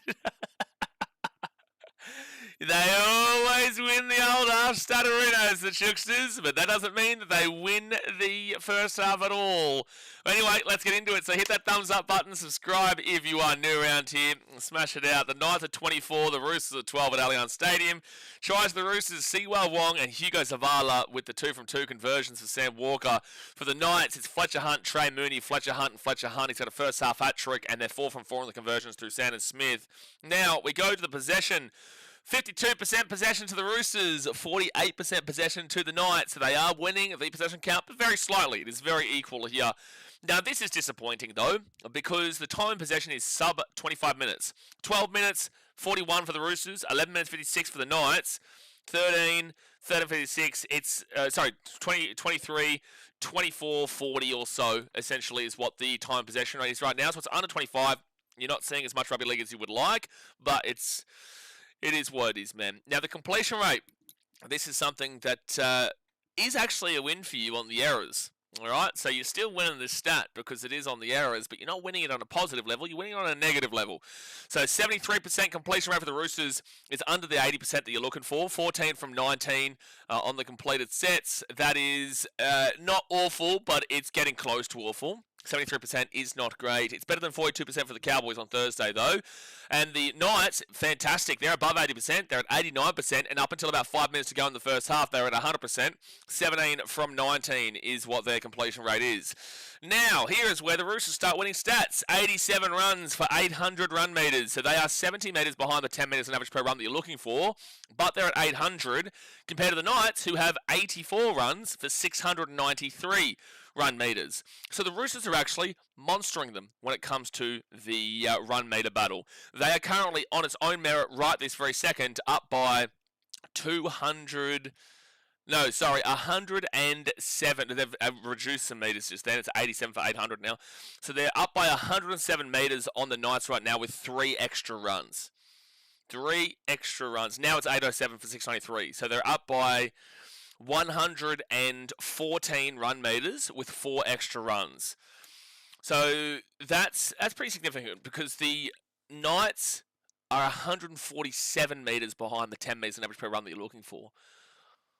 So they're double that. So anyway, long story short, the Roosters are killing them when it comes to run meters. And then when it comes to post-contact meters, with now 7 more runs, 91 to 84, it's 251 post-contact meters to 155 post-contact meters for the Knights. So the Knights are also getting manhandled on the post-contact. This is so Roosters, man. This is so East. This is just so East this year. Every week they win this so convincingly when it comes to runs and run meters and whatnot. And yet we're here in the exact same situation where they're down 24 to 12. Now the line breaks is 3-2 to Newcastle. Tackle breaks is a whopping 26 for the Roosters, 11 for the Knights. Wow. That is a huge stat. 26 to 11 tackle breaks in favour of the Roosters. Now, average set distance is 25 metres and below is pathetic. Turn the stream off. 25 to 30 is disgusting. 30 to 35 is underwhelming. 35 to 40 is hitting the marker. 40 to 45 is great. 45 to 50 is fantastic. And 50 plus is basically perfect. Well, the Roosters are at 44.03. They're making a great, almost fantastic amount of metres every single set. And this means that they're dropping the ball later on in the sets as well. But 44.03 is really, really good. That is a really good amount of metres every single set. Whilst the Knights, they're at 34.69. They're in the under, now they're 35.4. They were in the underwhelming, now they're slightly into the doing the job marker. At least they're hitting the 35 threshold. But they're still 9 metres behind the Roosters on each average set. And that's with an amazing completion rate too. So the Roosters are smashing them when it comes to the post-contact meters, the run meters, and it comes to the average set distance. But again, look at a score. Average play the ball speed, 3.19 seconds and below is extremely fast. 3.2 to 3.39 is fast. 3.4 to 3.59 is average. 3.6 to 3.79 is slow. And 3.8 and above is extremely slow. The Knights are at 3.73 seconds, which is... That's slow, man. That's getting close to extremely slow. That is a slow play the ball. Whilst the Roosters are at 3.06 seconds. 3.06 seconds. Wait, hold on a second. Just let you know that your mic is distorting. Is it really, guys, or is it just him? Because I haven't seen a comment about this before. The mic is distorting? I'm not too sure. I'm going to have to keep on going here. But let me know in the chat if that is if that's true. But the Roosters at 3.06 seconds. I think he's tripping. Okay, thank you, Blake. Yeah. 3.06 seconds is extremely fast for the Roosters. So you got two well opposite play the ball speeds right now. The Knights, 3.75 seconds is close enough to extremely slow, but it is slow. For the Roosters at 3.06 seconds, it's extremely fast, man. Wow, wait, that is extremely fast. That's getting close to sub 3 is wild. Offloads 8.5, so it is pumped up there for the Roosters. And you go down to the kit refusal, it is 60% for the Chooks, 43% here for the Knights. And then effective tackle percentage.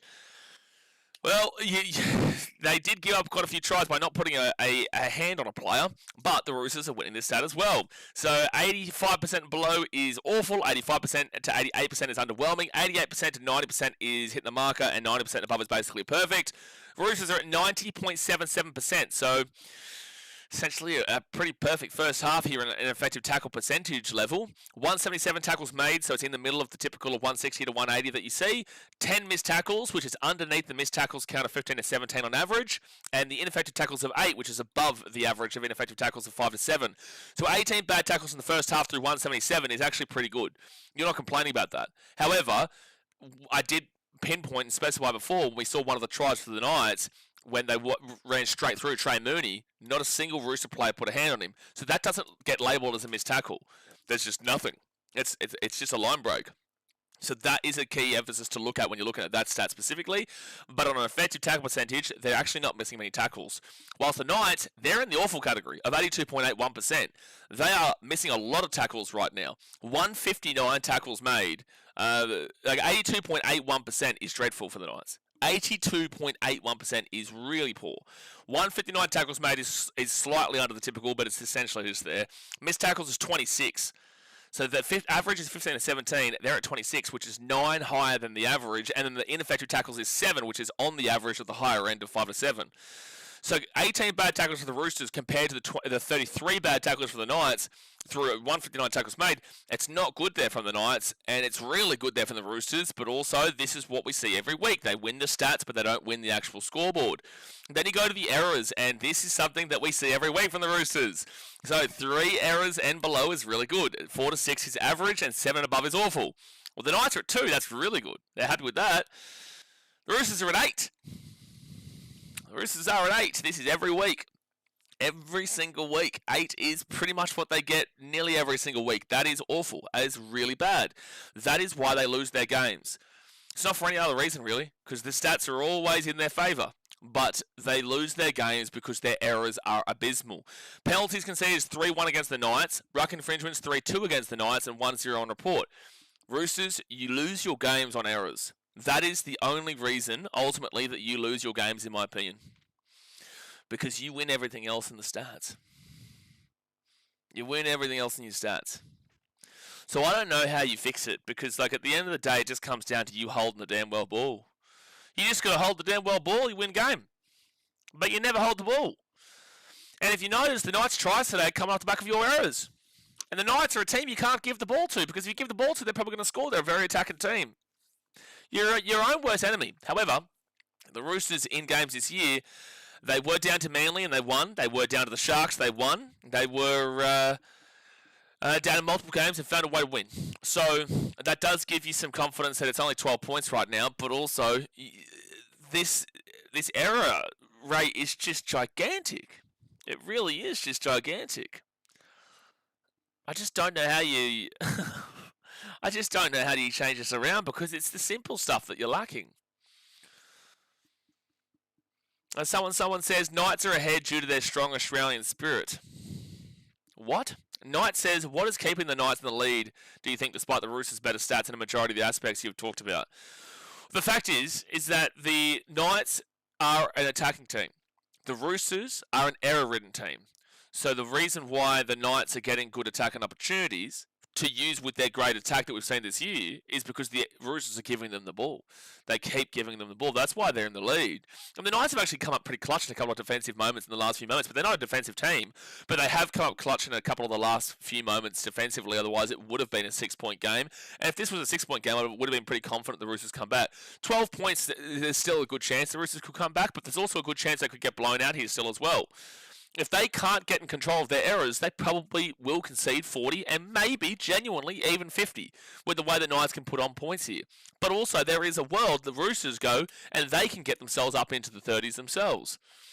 It's a hard one to look at in going into the second half, because this is the same thing we see every week from the Roosters. Same thing. Same thing. Knights are ahead to the strong. Yeah, I don't know what that means. I don't know what that means.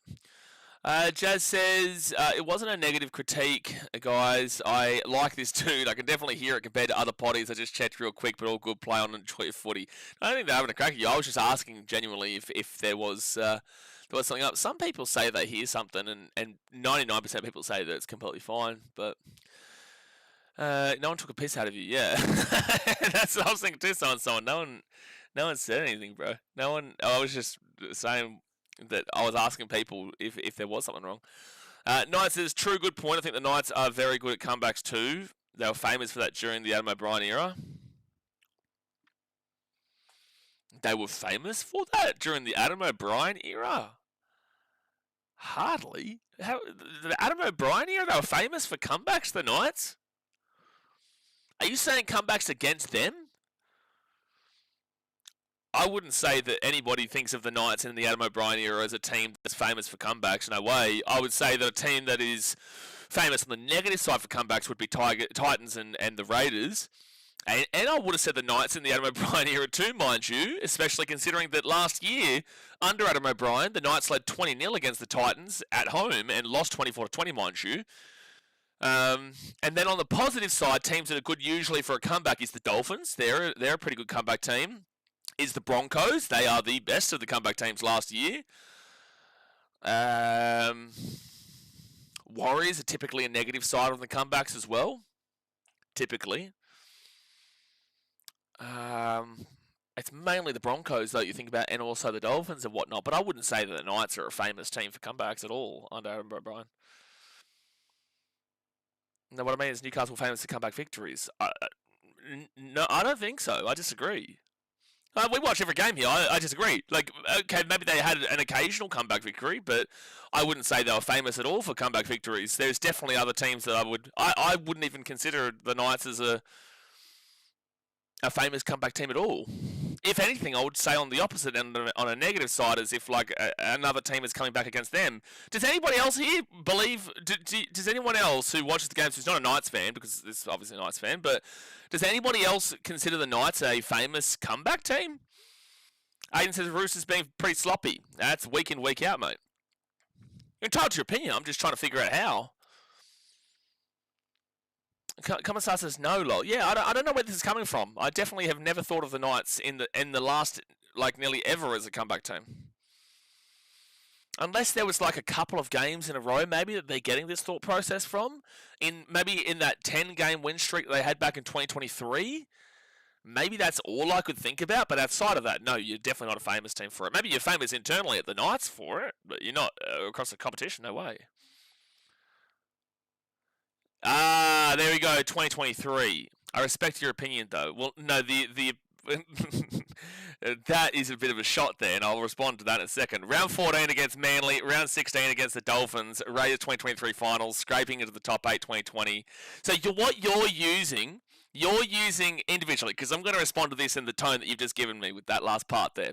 But what you're using is a comeback across a season, whilst we're talking about individual games. So we're now saying that you're a famous comeback team based off of round 14 against Manly. So there was a game last year, but when we're talking about a famous team for comeback victories, we're talking about a Broncos team that has done it consistently. And have actually, even if you go back to the 2000s with the Brisbane Broncos, the Broncos were always known as the team.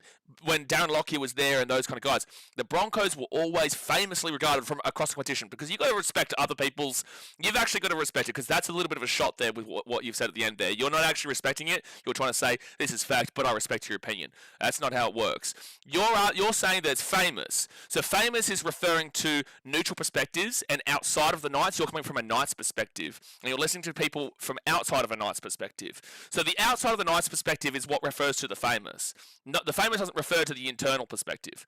And from an outsider's perspective, you're not famous for your comeback victories. You definitely do have comeback victories, but also the Tigers have had comeback victories before. The Titans have had comeback victories before. But these two teams aren't regarded as famous teams for comeback victories, but yet the Broncos are, the Dolphins are. When they did it to the Titans, they've done it multiple times across their tenure. Even did it the other night against the Panthers, even though they lost the game. But the point of the matter is that the Broncos back in the day, they always used to be known as the team that even if there's a minute left on the clock, they can still come back. And 2 minutes left on the clock, they can still come back. The game's back on, by the way, guys. 4 tackle for the Knights. They're 23 minutes out from their own line. 4 tackle. So, famous refers to externally. But you're talking from an internal perspective. I'm telling you from an external perspective, you are not a famous team for comebacks. And you're not from an external perspective. That doesn't mean that you can't come back. You do have some comebacks, but so does every other team in the entirety of the competition. But if you're talking about an overall season perspective, where you came out of nowhere in 2023, individually speaking, the other years you were pretty consistently around that top 8 area. But 2023 specifically, on one year, you did come back into it. And that was a famous year on an individual level of a comeback, but you are not a famous victory team, a famous comeback victories team at all, from an external perspective. Anyway, that's what we'll move it at. But anyway, we 4 tackle now for the Roosters, and they're going to be at the 35. Again, from an internal perspective, you can have all your thoughts in the world, but the word famous is you're trying to speak on behalf of everybody else. So Sam Walker now at the 25. Last time the Knights were famous was 2021 up the Knights. No, get around the Knights. This isn't a shot at the Knights. This is just really trying to lock down on a false narrative here. 5th tackle hit the 25. I'd love to see the Knights win this game. I'd love to see the Knights win this game here. There's nothing wrong with the Knights. It's just locking down on a false narrative. And Fletcher Sharp will be taken back in the end goal here. It's going to be a dropout here from the Knights. Jared says, Knights had a famous comeback loss to the Titans last year under Adam O'Brien. They did. They did. Not really the point, but they did. Yeah, and I mentioned that before. Like, they reference 2 specific games. Can the Chooks run away from the Knights in the second half?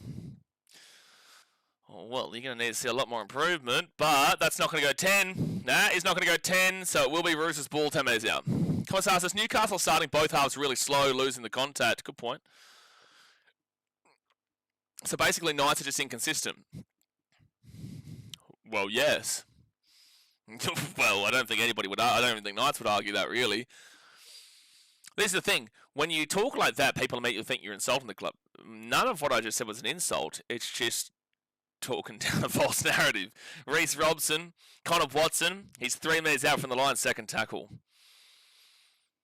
And Robson goes out to Cherry Evans. Cherry Evans had a Sam Walker. Sam Walker, that was awful attack here from the Roosters. Tedesco, he'll be 5 metres out. Nice, just had to literally stand there. That was really pedestrian from Sydney. They go to Sam Walker. Sam Walker kicks it through. Oh, this is going to be a try. Oh, let's get to the post. And the Roosters will score, Sam Walker. Oh, that's lucky. I don't think he was aiming for the post there, but it hits the post, comes back, and Sam Walker will score next to the post. So it's about to be 24-16 here with the kick to come. A good start for the Roosters in the second half. Someone says, "Oh no, I'm insulting the Knights. Hope you'll choke this lead now." No, they're just, at the end of the day, they've got a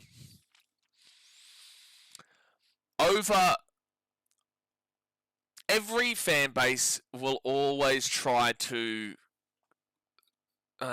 We'll move on from it, but like I can understand why a Knights fan would over exaggerate that perspective. So try time for Sam Walker at the 36 minutes ago mark. That has brought up a strong question on who are the comeback kings of the NRL, Broncos. And I'm struggling to think of any other team other than the Broncos. I like the topic, but yeah, no insults going about. I would say it's the Broncos. And they've done it their entire history. Yes, they've had some down years, but overall, the famous comeback team is the Broncos. I wouldn't even have the Knights in like a top 4. Storm would be number 2 on a consistent level across the years. Across the years, it'd be the Storm. Panthers are quite literally the opposite. They just dominate games from the start. Oh, it didn't hit the post. Hit one of the nice players' legs, I think. Fair enough. Cowboys used to be pretty decent at it, Commissar, yeah. They used to be pretty good at it. So, conversion made. It's 24-18 with 35 minutes to go here at the game. Bulldogs back in my day. Back in my day. My mum always used to say the Bulldogs were famous for their comebacks. Well, that's not in your day. That's in your mum's day. What do you mean back in your day? Yeah, I feel like that would probably be before my time. I wouldn't in my lifetime think of the Bulldogs as a comeback team. They had a good season. No, well, the thing is, and this is where it gets confusing, because the Knights are going to kick this ball to the Roosters at the 10. Cherry Evans, they'll bring it. Natch Butch will bring it to the 15. This is where it gets confusing. The Bulldogs were known as a comeback team last year, but they only really had 2 comebacks, and it was against the Raiders, which was a great comeback, and there was also another one against the Roosters, I think it was. But the Bulldogs weren't actually that big of a comeback team, but it had weight in regards to those certain games, but it's wrong in regards to them being a comeback team last year, and it actually set them up for a false narrative later on in the year as well. But it was quite funny, because early on in the year, it was pretty strong, but they weren't actually a famous comeback victory team. But I don't know why they got given that notion based off of when you actually look at it, it was only 2 or 3 games at max. But more warrant to that than the Knights. So the Knights now get this ball here at the 10. Knights come back each year to disappoint their fan base, though. I'll stop now. Someone. Do you hate the Knights? Oh, you're a Manly fan, of course. You don't like the Knights. Second tackle here for Newcastle. They'll beat the 15.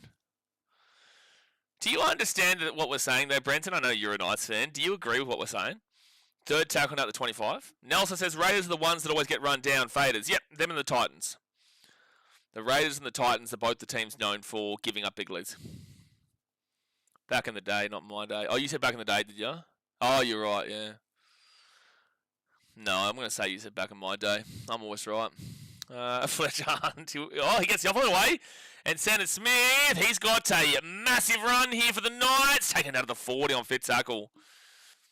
Enough is enough. Dragons on fraud alert. Mate, they're not on fraud alert. They're on non-existence alert.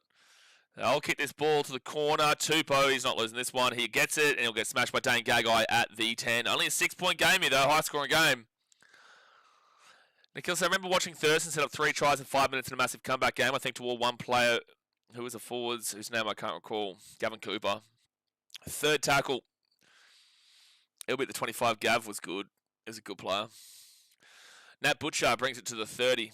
I think it was anyway. Moses, I'm learning so much about NRL history just by listening to Blaze. Pretty neat. Well, again, like, oh, it's a knock on Roosters. Oh, it's a knock on Roosters. There's your knock on Roosters fans. Welcome back. There is your knock on. Well, yeah, there's a lot to learn, but that one there that we're talking about isn't. Oh, I guess you learn more about the Broncos than what we just said. Because back when I was growing up, they were a team that you could just never count out at any point of the game. Are they challenging this? What?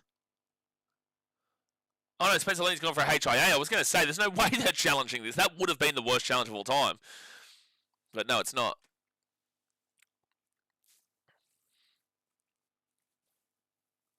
Oh, Collins, yeah, so it was Gavin Cooper, so I was right. I always hear about the 95 season where it was a big season comeback for the Bulldogs, but again, was before my time. Yeah, I was 1 year old at the time, man, so... Didn't the Raiders win that year? Or did the Bulldogs win 95? I swear the Raiders won like 94. Or was it Bronx? I think the Raiders won 94. Or it might have been the Broncos, to be fair. So the Knights will be at the 30. Wasn't there a challenge where a guy lost it and got himself sin-binned? Yeah, that's happened before. 6 again, even Newcastle at 25. Dylan Brown off to Hopwood to Crossland. Sanders Smith. Wow, that was a rampaging run here from Fletcher Hunt. Jeez, he's had a massive game, Fletcher Hunt, but he got locked out at the 23. Goes Sanders Smith. Sanders Smith then to Hopwood. And he'll be 15 metres out, second tackle. Raiders pants the Dogs in 94, and the Doggies 195 after a horrible start. There you go. Third tackle now for Newcastle at the 13. They go out to the right to Crossland. Crossland to Dylan Brown. Kicks this ball through. Good take by Sam Walker. And he's going to stay in the infield to play as well. Really well done. Really well done. Now the Roosters will stay out of the in goal again. And they'll get this ball to the 5. They're very lucky they didn't get penalised just then to the Knights. Very lucky because they were all offside just now. Daniel Tupou to the 10. Wanted says, come on to Knights. Jared says, Raiders, that's right. 92, 93 Broncos, 94 Raiders, I think. There you go. 4 tackle here at the 20. Reece Robson goes quickly, and he'll take it to the 35 on fit tackle. Dragons next half does games. Chooks by Knights, Panthers, Warriors, Broncos, and Sharks. Oh, that's brutal. Fletcher Sharp will get this ball to 2, and he's going to take it out to the 10, to the 15. And Sharp will be taken down. 30 minutes to go here of the game, folks. Hit that like button. Subscribe if you're new around here. 30 minutes to go, and we've got the Eels Bulldogs right after this. So enjoy this game, folks, because the next one it could be a rip snorter of a bad game. But it's a penalty to the Roosters. The Knights had the ball, and it's been a penalty to the Roosters at the 15. They're saying he didn't get behind the play the ball here. Yeah, wow, he never got behind the play the ball, so he's offside. That's a really huge call there. That's the correct call. That's a huge call. Dragons genuinely not winning a game until next season. That's a bold call. Only because of the fact you've assumed they're going to win a game next season. Nafahu wide is 2 metres out from the line. First tackle, Reece Robson. Nat Butcher. 4 metres away from the line. Second tackle now. Reece Robson. It will go out to the right. Cherry Evans. Cherry Evans short ball to Siwa Wong. He loves those short balls to Siwa Wong. That's his favourite ball in the game. Reece Robson. Cherry Evans. Out to Sam Walker. Sam Walker. Tedesco. Tedesco kicks his ball through. It's a brilliant kick. It's a brilliant try for Hugo Savala. Hugo Savala. Well, you know what? We're talking about comebacks. The Roosters this year have been doing a little bit of this themselves. 24-22 the Knights with a kick to come. They came back against Manly. They came back against the Sharks. And right now they're coming back against Newcastle. Try time for Hugo Savala in the corner. And it is about to probably be 24-24. Not even in the corner. It's pretty close in. The kick actually looks a little bit awkward off the boot from Tedesco. But he slips over to Savala as he's trying to get back onto the inside, but he gets back in and he does score. So, tight game potentially about to be incoming. Robert says, betting on the Roosters, not familiar with any team, but see they're a favourite. Good pick. I always love people who don't watch the game, but just bet on the favourite. Because this sport is not a sport where you should just bet on the favourite at all. But I did tip the Roosters pre-game. And I do probably think they win the game because they've done this a bit this year. But it's not a confident pick, and they weren't an easy favourite, that's for sure. Comeback greater than Kim Kardashian. Oh, you're a muppet. You are a muppet. Well, I said when Savala came in the other week against when Savala came in the Senators the other week, it was really good to see because he obviously got put in the back burner because Cherry Evans comes into the 5/8, but he's made the centre position his own, that's for sure. What, the Roosters were $1.17? Are you shitting me? Roosters $1.17 tonight is insane. So it's 24-24, tied game, 28 minutes to go here at the game. Were they really $1.17 to win this game? Then again, didn't you tell me the Roosters are still apparently second favourites to win the competition? Which ultimately doesn't surprise me. I did tip them for a reason pre-season to win the comp, even though I don't believe that now. But $1.17 is insane. That is insane.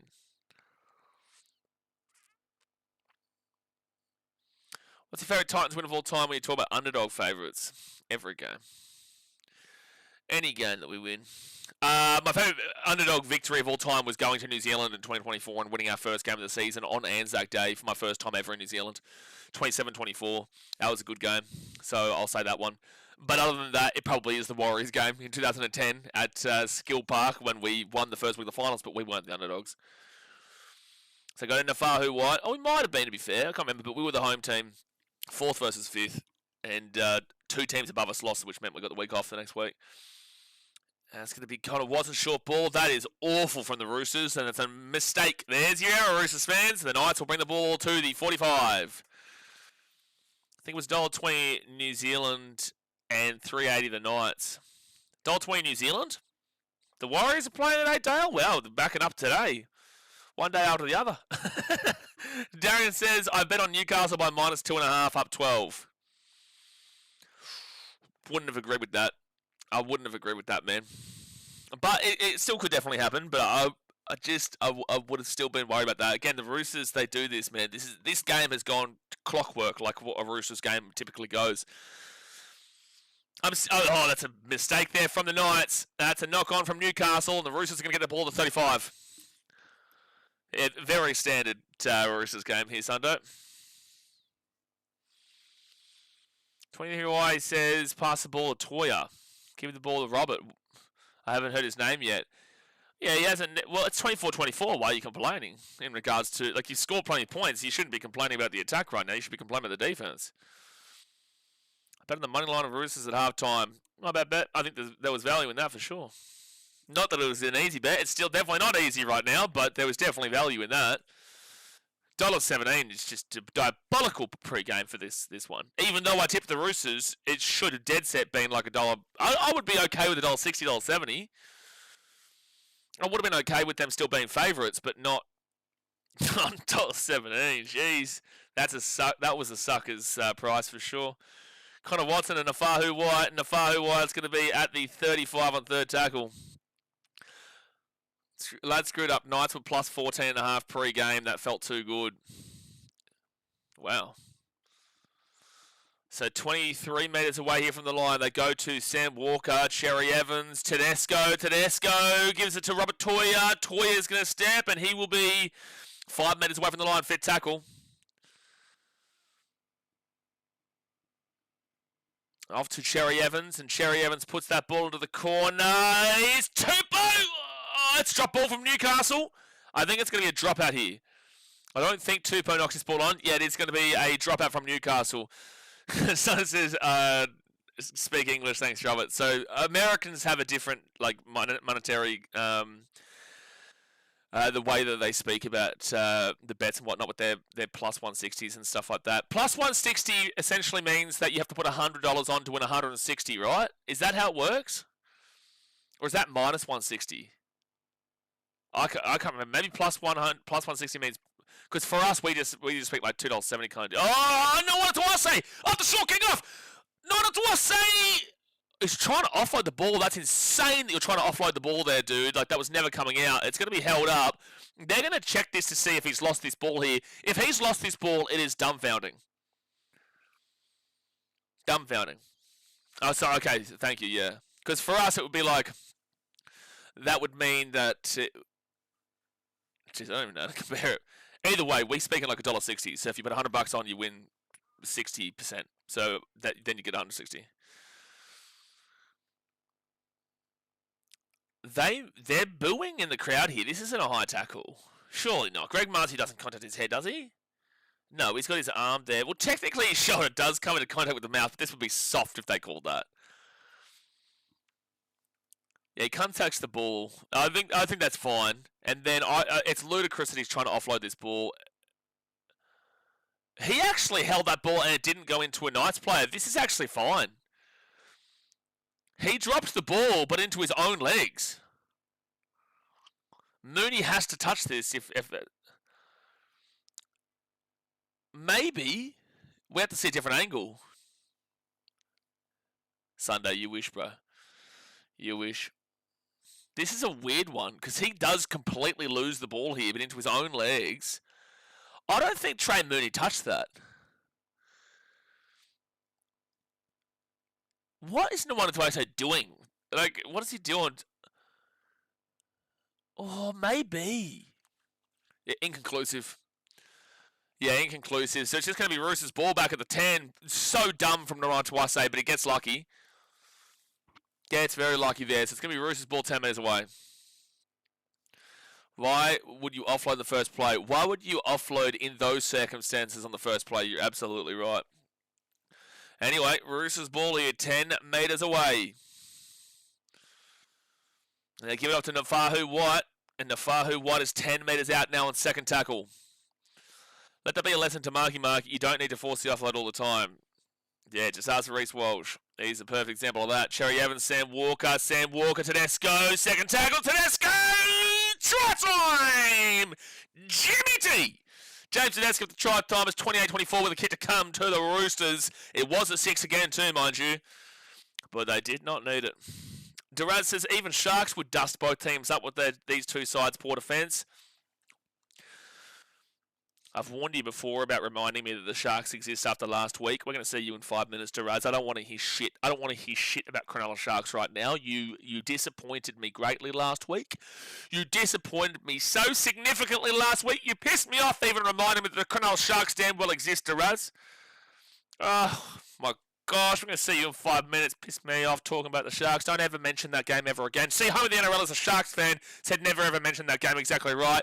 Duraz, go right now to the bathroom. I want you to look at the mirror. I want you to really take a good look at yourself. I want you to get a bar of soap. I want you to wash your mouth out with soap. And then I want you to look yourself in the mirror and say, I'm a muppet. I'm never going to talk about Roosters Sharks game ever again. I'm never going to talk about the Sharks until they prove that they are better than the dribble we saw last week. And then you can come back here and you can apologise for your behaviour. Yeah. You can apologise for it right after. So 28-24 here. With 23 minutes to go here, the game. Jared says that game never happened. They both magically had a bye. Okay, it never happened. The Roosters won. They went on fraud alert. The Sharks lost. They went on fraud alert. It was a fraud alert central game. Imagine having the audacity to come in and say the Sharks would win this game against both teams the week after they lost to one of these two teams in one of the worst games of all time. Imagine the audacity. The audacity. The audacity. You lost to the Roosters last week in the same fashion as this, mind you. So it's 30-24 to the Roosters with 22 and a half minutes to go here in the game.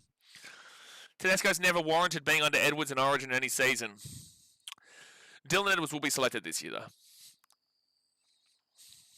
And also, I disagree with you. But I also defended Tedesco in his worst years. And his worst years were still very, very good. I was always a Teddy defender. However, Edwards made sense. Last year, I thought Tedesco should have been in, but this year, I'm sure they're going to put Dylan Edwards in, even though Tedesco is a great player. And he did have some tough times. He did have some rougher times, and Edwards was showing the form. And I just don't think there's a point of dropping Edwards and putting Tedesco back in. I really don't think there's a point. Edwards made sense because he's a winning team. No, Edwards made sense because he's a good player. Jared says, was Duraz also the one that came in and didn't watch it and asked us how it was? Yes. So second tackle now at the 30. And they'll go to Nafahu White. Now third tackle here at the 35. Individually, Tedesco's better, I believe. Career-wise, yes, but Dylan Edwards has warranted his spot in Origin. Last year was a very rough year for him, but outside of that, Dylan Edwards has warranted his spot in Origin. And it's because he's a good player, not just because of the team that he's in. Tedesco will bring this ball to the 45 on the night side of the field. They give it off to Cherry Evans. But this is the thing. What did I say before the game? This Knights team can attack. If the Roosters have all their errors and give the ball to the Newcastle Knights, they will score, and they will score plenty of points. But also the problem is that if the Roosters can hold on to the ball, they can get some good attack flowing, and they can score themselves. This is exactly going to plan right now. It's a high-scoring game, and the Roosters have limited their errors in the second half compared to the first half, which is what they usually do.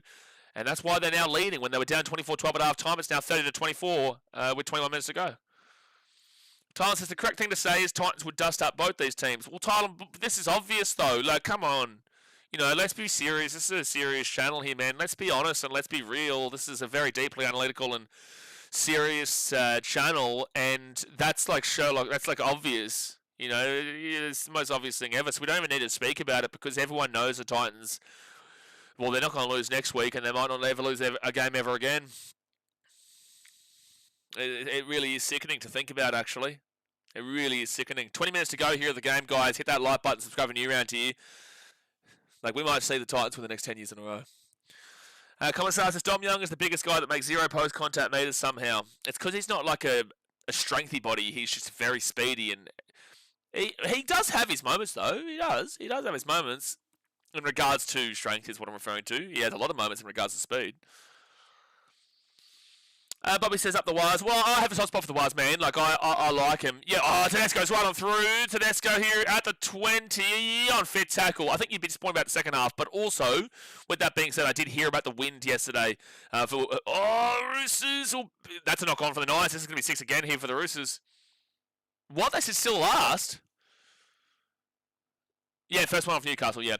So yesterday, and I said this before, I heard that the Titans were going into a brutal win in the first half, and the Warriors were going into a brutal win in the second half. You didn't really get to see it on TV, but both coaches mentioned it, and also everyone at the game has been messaging and commenting about it and whatnot.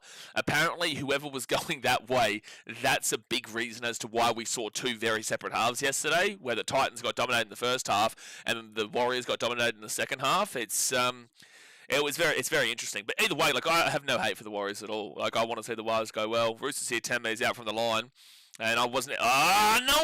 Nawasi with the try time on the wing. Try time on the wing. And it is 34 points to 24 for the kick to come. 19 minutes to go here at the game until the Eels versus the Bulldogs will get rocking and rolling. Marky Mark, Nawasi slaps it in, and I don't see the Knights coming back from here, unfortunately. When the Roosters hold the ball, guess what? They can win. When the Roosters hold the ball, guess what? They can score. When the Roosters don't hold the ball, well, they go down 24-12 at half time. Dre says, my bad, Blaze. Was a bad comment after we did lose last week to them. Oh, hold on. Yeah, try confirmed. Try confirm, but what are you saying ooh for commentary? You put the ball and slammed it down. There's nothing wrong with that. The emphasis is on how the game carried out last week, not even that you just lost to them, but also the fact that you lost the Roosters last week. Wind is quite strong here and rain is still on and off here. Yeah, I've been told all about, because I was really disappointed yesterday. As you guys know, you guys have a pretty good understanding of me. You watch me every day nearly and every week when the NRL is on. So you have a pretty good idea of how I'm feeling. And I was extremely dejected and disappointed yesterday. But then further context, I'm like, whatever. You know, we've got the bye next week, we move on. But during the game, I was, very disappointed. But now that I know about that, I wait to see the next game. And if it's a similar thing, then I'll be like, cope. But if it's not a similar thing, and we see the Titans play a lot more of a similar style to what, say, they played against Parramatta kind of deal, then I'll understand it completely. Terry says, if only Marky Mark played for Fiji, he wrapped the Islands, man. Well, he's going to be playing for the Wallabies next year. Sam Walker will miss the kick. Hits the post, and it does miss the kick. Acidic says, I wonder if the Knights will be famous for comebacks if they snag this back. Oh, boy. Well, 34-24. Get around you, Robert. Appreciate for supporting. Good to see we've got quite a few Americans getting around it this year. I'm telling you guys, like Vegas and what they're doing over in America, it's not ever going to be like #1 sport in America, but it is growing. I see it in my analytics, and I'm sure they see it massively in their analytics. If I'm seeing it in my analytics at a small-time level, I'm telling you, they're seeing it on a big-time level. All right, so Cherry Evans now gives it to Nat Butcher, and Nat Butcher's going to be the 20 on first tackle. Marcus says, well, I'm half American. Does that count? Well, sure, but no, because you know why I'm saying no, too. You're also half Australian. So if you're half Australian, well, then this is in your blood system. It's not in the blood system for the Americans. Put Newcastle as fraud, Darian says. If they end up conceding 40, I think there's a great shout. Because one, the Roosters are outside of the top 8 right now, but also 2, that would be 2 losses in a row for Newcastle. And they were up 24-12 at half. So I would consider it, yeah. But it would be no surprise to the NRL community to see both the Tigers and the Knights on fraud. Fit tackle after the last 15 years. Samantha says, you wait, Knights will score. Well, it's going to be hard when the Roosters are 10 metres out. They're going to put that ball off and no one to Wasey. He will knock the ball backwards, and Nat Butcher is going to score. So you're right. You're right, Samantha. There is a try here. There is a try. Only thing you're wrong about is which team scored it. The Roosters will score. Nat Butcher, 38 points, 2:24 with a kick to come, and the Roosters are running rampant, and there is a chance right now that a Fetty bomb is about to happen. Samantha says, you wait for the comeback. Oh, I'm waiting, Samantha. Oh, I'm waiting. I am waiting. Yeah, what part of America are you guys from? If there's someone from Chicago here, well then I rate you higher than everybody else. Get around the Cubbies. Actually, I think I have my Cubbies hat on right now. I think I do, don't I? Yeah, I do. Get around the Cubbies. Before I have the Cubs. This does go backwards there from Nona Twase, and Nat Butcher puts it over the line. Try time. Try time there for the Sugar Chugsters. My brother in Chicago. Yeah, well, look, I rate you anyway because even though you're American, and all they're going to check this, even though you're American and even though this is not a bad thing, by the way, even though you're American, you still stay up and watch Dragons games. Incredible. Respect it, Mo. Unbelievable stuff. You still stay up and watch Dragons games. Oh, they're going to say this is a knock-on here, Ramada one for Wasey, so it's actually going to be Knights ball. Okay. Utah. So it is going to be a no try. Yeah, Marty didn't even react there, so it's interesting because he didn't even suggest that he touched that ball. So this is Las Vegas. Sunday, you're not American. You might be in Las Vegas right now, but you are not American. What are you talking about? Samantha says, see you later, this is crap. Sack Dom Young, he's crap. Oh, how a week changes in the minds of rugby league fans. Oh, boy. Week to week, people really make some very intentional calls on very immediate emotions. Dom Young 2 weeks ago couldn't do a thing wrong. Knock on here from the Knights, and the Roosters get the ball here at the 10. I understand, if you're a true fan of your club, watch to the end. It's only a 10-point game, for example, 16 minutes to go. You probably don't win this game, but also, if you're a true fan of your club, support your club to the bitter end. But also, 2 weeks ago, Dom Young was being circle-jerked like the greatest winger of all time. And now we're saying that Dom Young is crap. Fans just don't know how to make their minds up. How many NRL says, I was thinking because I've seen tapbacks this year that have been called forward. I'm just surprised Greg Marty didn't say anything. Now I'm at Excalibur. When I was in Vegas last year, I stayed at the Venetian Palazzo. It was so nice. It's going to go backwards even the Roosters. And Angus Crichton gets the ball at 10. They're going to penalise the Roosters here. It's going to be Knights ball at 10. Why can't he kick that ball, though? Why is he not allowed to kick that ball?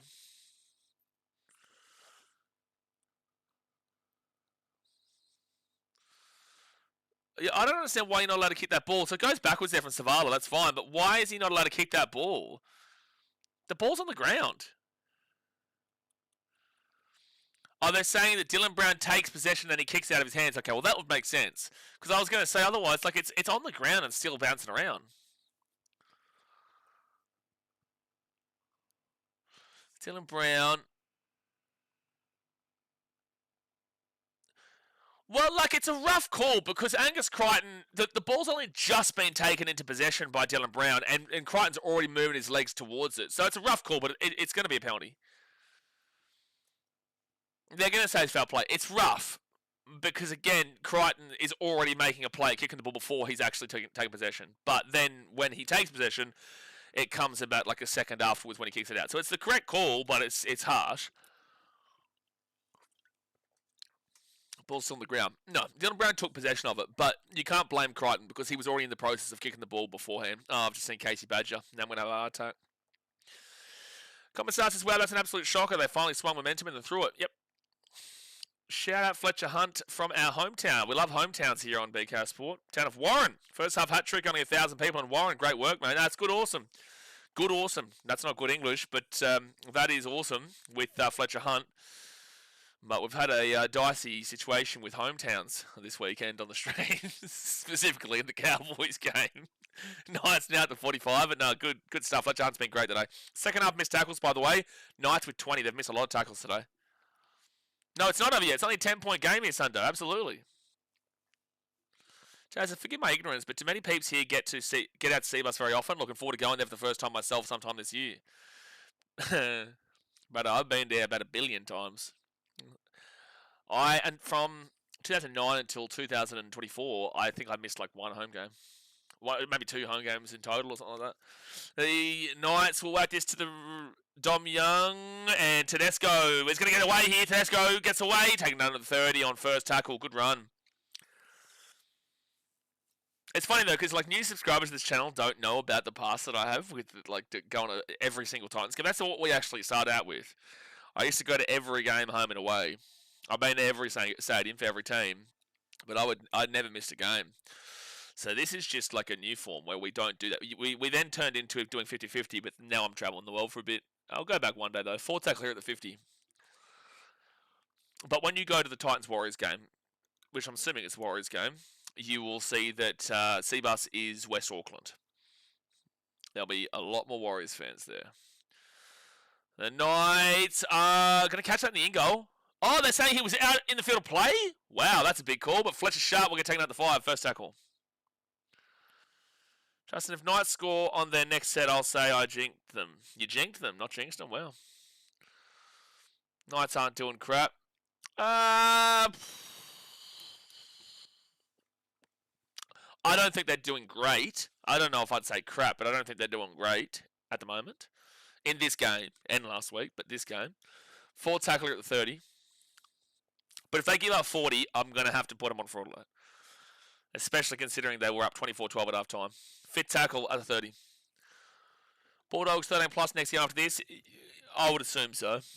If not, they're going on scam. If they lose that game, they are going scam. Scam. Dylan Brown whacks this ball down here to the 23. And Daniel Tupou takes it out to the 45 on first tackle. This year has desensitised me to massive scorelines. We're getting back to that 2021 year. Yeah, 100%. Again, 18-12, 15 years ago used to be, or 15, 20 years ago used to be a big scoreline. That used to be quite high, 18-12. Nowadays, 18-12 is a low scoring game.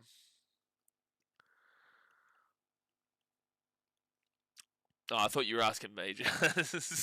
4 tackle now to 33. Because there are a lot of new subscribers who don't know about history. It'll be Victor Radley. Great run to the 15 on fit tackle. And Reece Robson, Cherry Evans, no wanga, nita wase for the Roosters. Try time. And it's 38-24 here with a kick to come. And ladies and gentlemen, it has to happen, son. It has to do it. We have to do it, ladies and gentlemen. We have to do it. Oh, boy. Oh, my goodness me. It's been done. You've been alerted. Consider yourself alerted, son. Consider yourself alerted. Bing bong. Bing bong. Hey, Gaz, am I right in saying that you're a Tottenham fan? Am I right in saying that? I feel like you are, aren't you?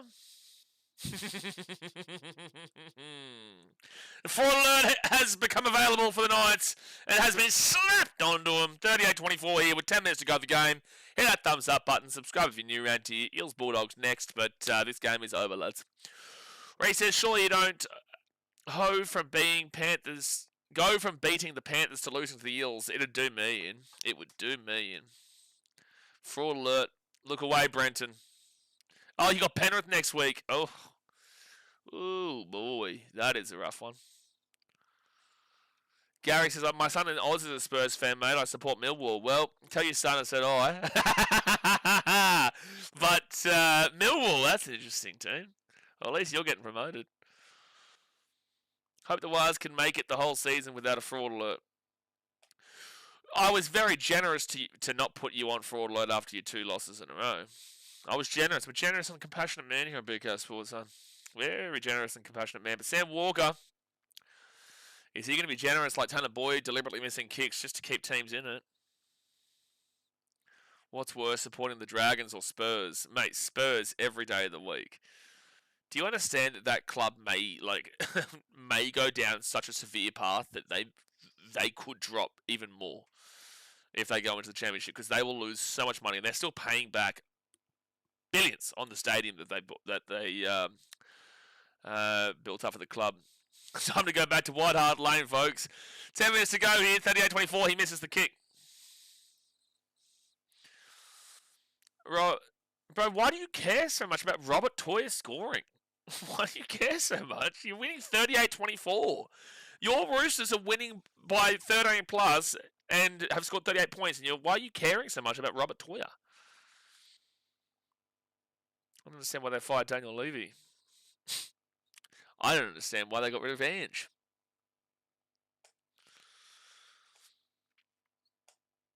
He's got the house deposit on Toy to score. It's the only thing that makes sense. So James Tedesco at the 25. Oh, Newcastle. This has been a bit of a rough one here. I wouldn't be complaining. Absolutely not.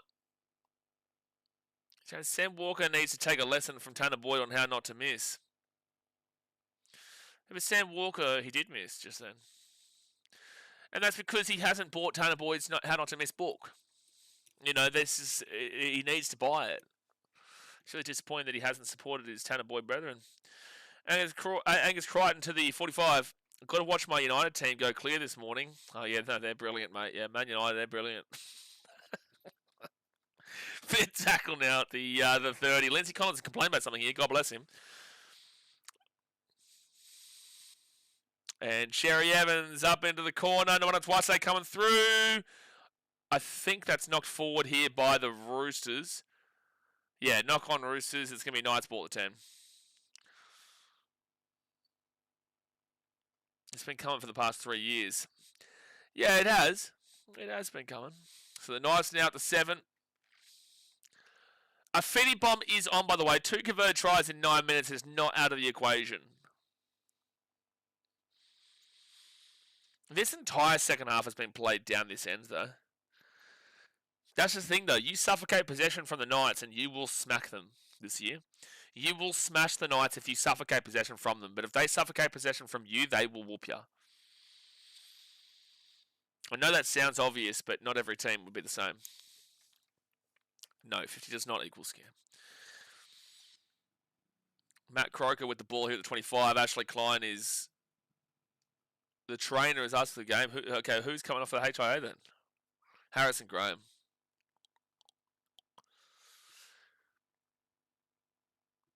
Yeah, Greg Martio has to come off the field. That's why you're a man of the people. Man of the people, Nikhil. Man of the people. All right, fit tackle now for Newcastle. They'll be at the 35. And Dylan Brown puts it down. I don't think the Knights have given up 50 this year so far, have they? The biggest score they gave up was probably against the Tigers last week with 38, no? So is this their... So consecutive weeks of giving up 38, but this is a Holbrook team, man, defensively. It is showing exact signs of it. Knights are playing pretty similarly to how the Titans played when we made the finals in 2021, but then obviously got knocked out straight away to this team, mind you. We did have a losing record. I wouldn't be surprised if a losing record team got to the finals this year. Robert Toy with the ball. He's going to get this ball to the 50. Gets the offload away to Siwa Wong. Siwa Wong now to the 35. Roosters can definitely go on a run if they keep their second half dominance in place. Well, they need to sort their errors out, man. They need to sort their errors out. But I did put them pre-season to top the table, and I don't have them there now. But Tedesco, no one to Wase over the. That was absolutely horrific. It'll be Knights ball to 10. Greg's off, yes, Brenton, and Harrison off as well, I believe. No, Harrison Graham I think is on. Greg Marcy went off. Didn't people say Roosters finishing top? Yeah, I did.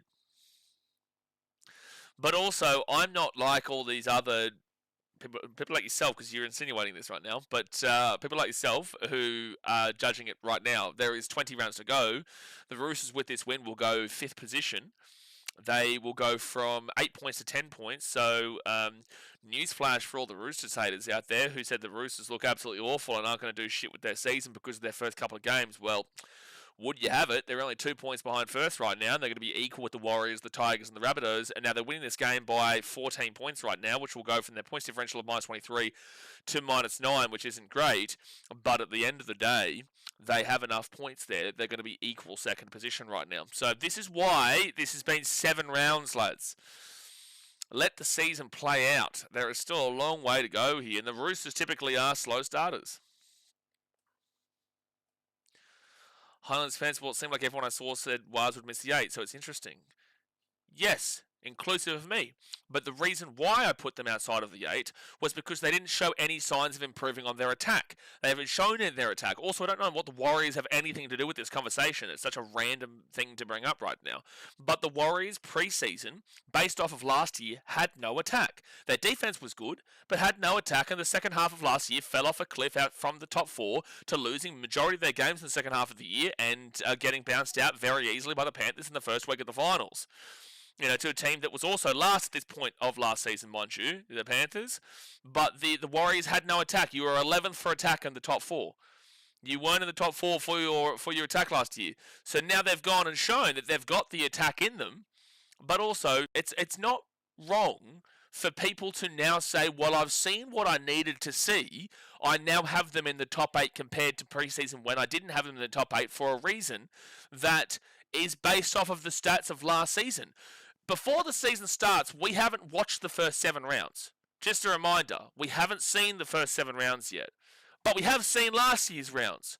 So if we're saying that based off of the factual statement that the Warriors' attack last year wasn't good and it wasn't their priority, and then now after 7 rounds we've seen their attack improve, why is it a negative for people to say, well, now I believe in you because I've seen this actually happen, which is what my biggest detractor was from believing you in the first place? You should be celebrating people seeing it and acknowledging it rather than criticising people for not seeing it beforehand when most Warriors fans also didn't see it beforehand and a lot of Warriors fans also didn't actually think they were going to make the 8 because they thought the attack wasn't improving and they didn't believe in Tanner Boyd, and then he's come in and exploded. Because Warriors fans didn't like Tanner Boyd at the back end of last year. He wasn't actually playing that well. Now he's Tanner Boyd is the greatest player of all time. It's hindsight. Hindsight heroes, man. They love it. They love a hindsight hero, and it's like people don't want you, they don't allow you to change your opinion based off of what you see week to week. That's a knock on from the Roosters at 13. And that's why you respond like that, because there's this common notion that if you say something before the season, then that means that it's going to happen. And it's like, no, that doesn't mean it's an educated guess. We all make educated guesses. You, me, players, organisation, everyone. Everyone makes educated guesses. You don't know how the game is going to play out. We don't know. That's why you see these upsets, and that's why you see random teams like the Broncos coming through last year and finding a way to win, despite the fact they looked awful for most part of the last year, but had an incredible second half of the year and just ran home like an absolute train. Everyone is making an educated guess based off of what they think is going to happen, based off of what has happened in the past, but that doesn't translate into what's actually going to happen. So Roosters 38-24 with 3 minutes to go. It's a penalty to the Knights here. 10 minutes until the next game starts with the Bulldogs versus the Eels.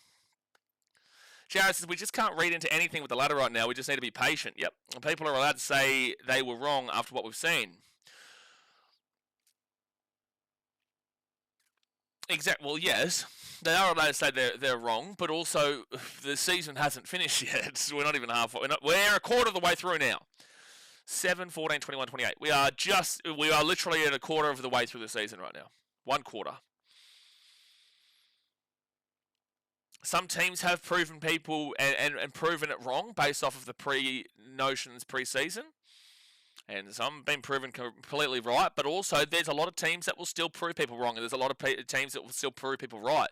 Teams that you think are proving people wrong now might still prove people right by the end of the season.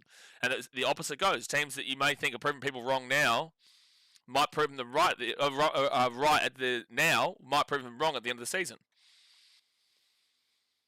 I'll kick this ball over the top, and it's going to be Victor Radley in the in goal. No, he gets out of the in goal. Good work there. Good work.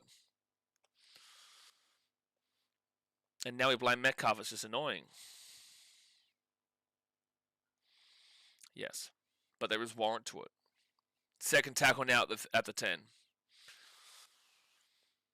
Not even my strongest painkillers can ignore that from the Knights. Well, it seemed like I've read that. Can't get a break with injuries. Yeah, you've had a few injuries this year. But then again, shows your depth, because the Broncos, look at them last night, and they were able to find a way to beat a big-time team so far this year, but the Tigers still have every opportunity to slip. Yeah, Duffy was good last night. Duffy was actually really good to watch last night too. Sam Walker, Tupou, kicks over sideline. Minute 10 to go here. Just petering out now. Geez, that bike is loud outside. So do you think Dogs win or Eels? Bulldogs. So the Newcastle Knights will bring it out now to the 35. 22 errors this game, and last year both teams made 25, but this felt like a better game. This was a more enjoyable game. Again, the Knights were leading 24-12 at half-time. Val Holmes last night played himself out of an Origin position, if he was even up for the Origin position this year, but he definitely played himself out of it. Robert Toyer still probably gets it alongside Hamiso. But I don't know about the health of Callum Ponga, and I also don't know about the health of Reece Welsh come Origin in a month and a half time now. It's only a month and a week away now. You can start to speak about Origin from next week or this week onwards. Origin conversations will start to heat up. It usually happens around Anzac Round, because Origin is about a month and a week away. There's 8 seconds to go here, and there's going to be a scrum. No, they're just going to shake hands, are they? I think they're going to shake hands. Yes, they are. Yes, they are. They are going to shake hands, and that's going to be the end of the game. Roosters win 38-24. They were down at half-time, 24-12, but they just turned it all around and got the job done. 13 missed tackles from a centre is diabolical. Who missed 13 tackles? Someone missed 13 missed tackles today? No. Or are you talking about Val Holmes? That doesn't surprise me. Wow, Sanders Smith and Dylan Brown both missed 7 tackles today. Fletcher Hunt missed 6. Dango got 5. Yikes. Are you saying Val Holmes missed 11 tackles? That is diabolical, bro. That is absolutely diabolical, man.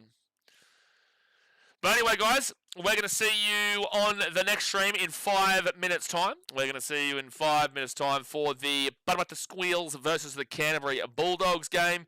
I hope you have enjoyed. Obviously, the Roosters, they're going to jump up into 5th position, and they're going to hope the Eels beat the Bulldogs, because then they'll stay in 5th position. But hopefully that's a good game between the Eels and the Bulldogs. But the Knights, unfortunately for you, fortunately for you, you're not going to drop off too much. but you do drop off a little bit. So 14 points takes you to -2 on the points differential. You're now below the Sharks, you're now below the Bulldogs, but you didn't have enough to go below the Broncos on -5. You're that close. You're lucky you didn't concede again. So at least you stay in the top 8. And you will stay in the top 8 regardless this week, but you got the Panthers next week, and that's going to be a tough one. But guys, we will see you in 5 minutes' time for the next game. One second, Lau for you with the $9 donation. Get around you, Lau. Get around you. Appreciate you. I've been watching you since 2021 or 2022. Can't remember. They were a solid 12, 13 of us. Now you're cracking 200 plus viewers on average. Nice work. Yeah, appreciate the support. You know, we're very, very consistent. I know you've been here for a very long time, Lau, for you, and appreciate all your support. But, you know, we're cracking on. We're here for every single game live, and I'm glad that you guys are respecting that and appreciating that because I do get really tired from doing all the games, especially when my team's playing and we struggle. But no, we love it and we're passionate about it, so that's why we're always here. But thank you very much for the dono. I'll see you in 5 minutes' time for the next game. Thumbs up, subscribe, and I'll see you then. Thanks for watching. Catch you later. See ya.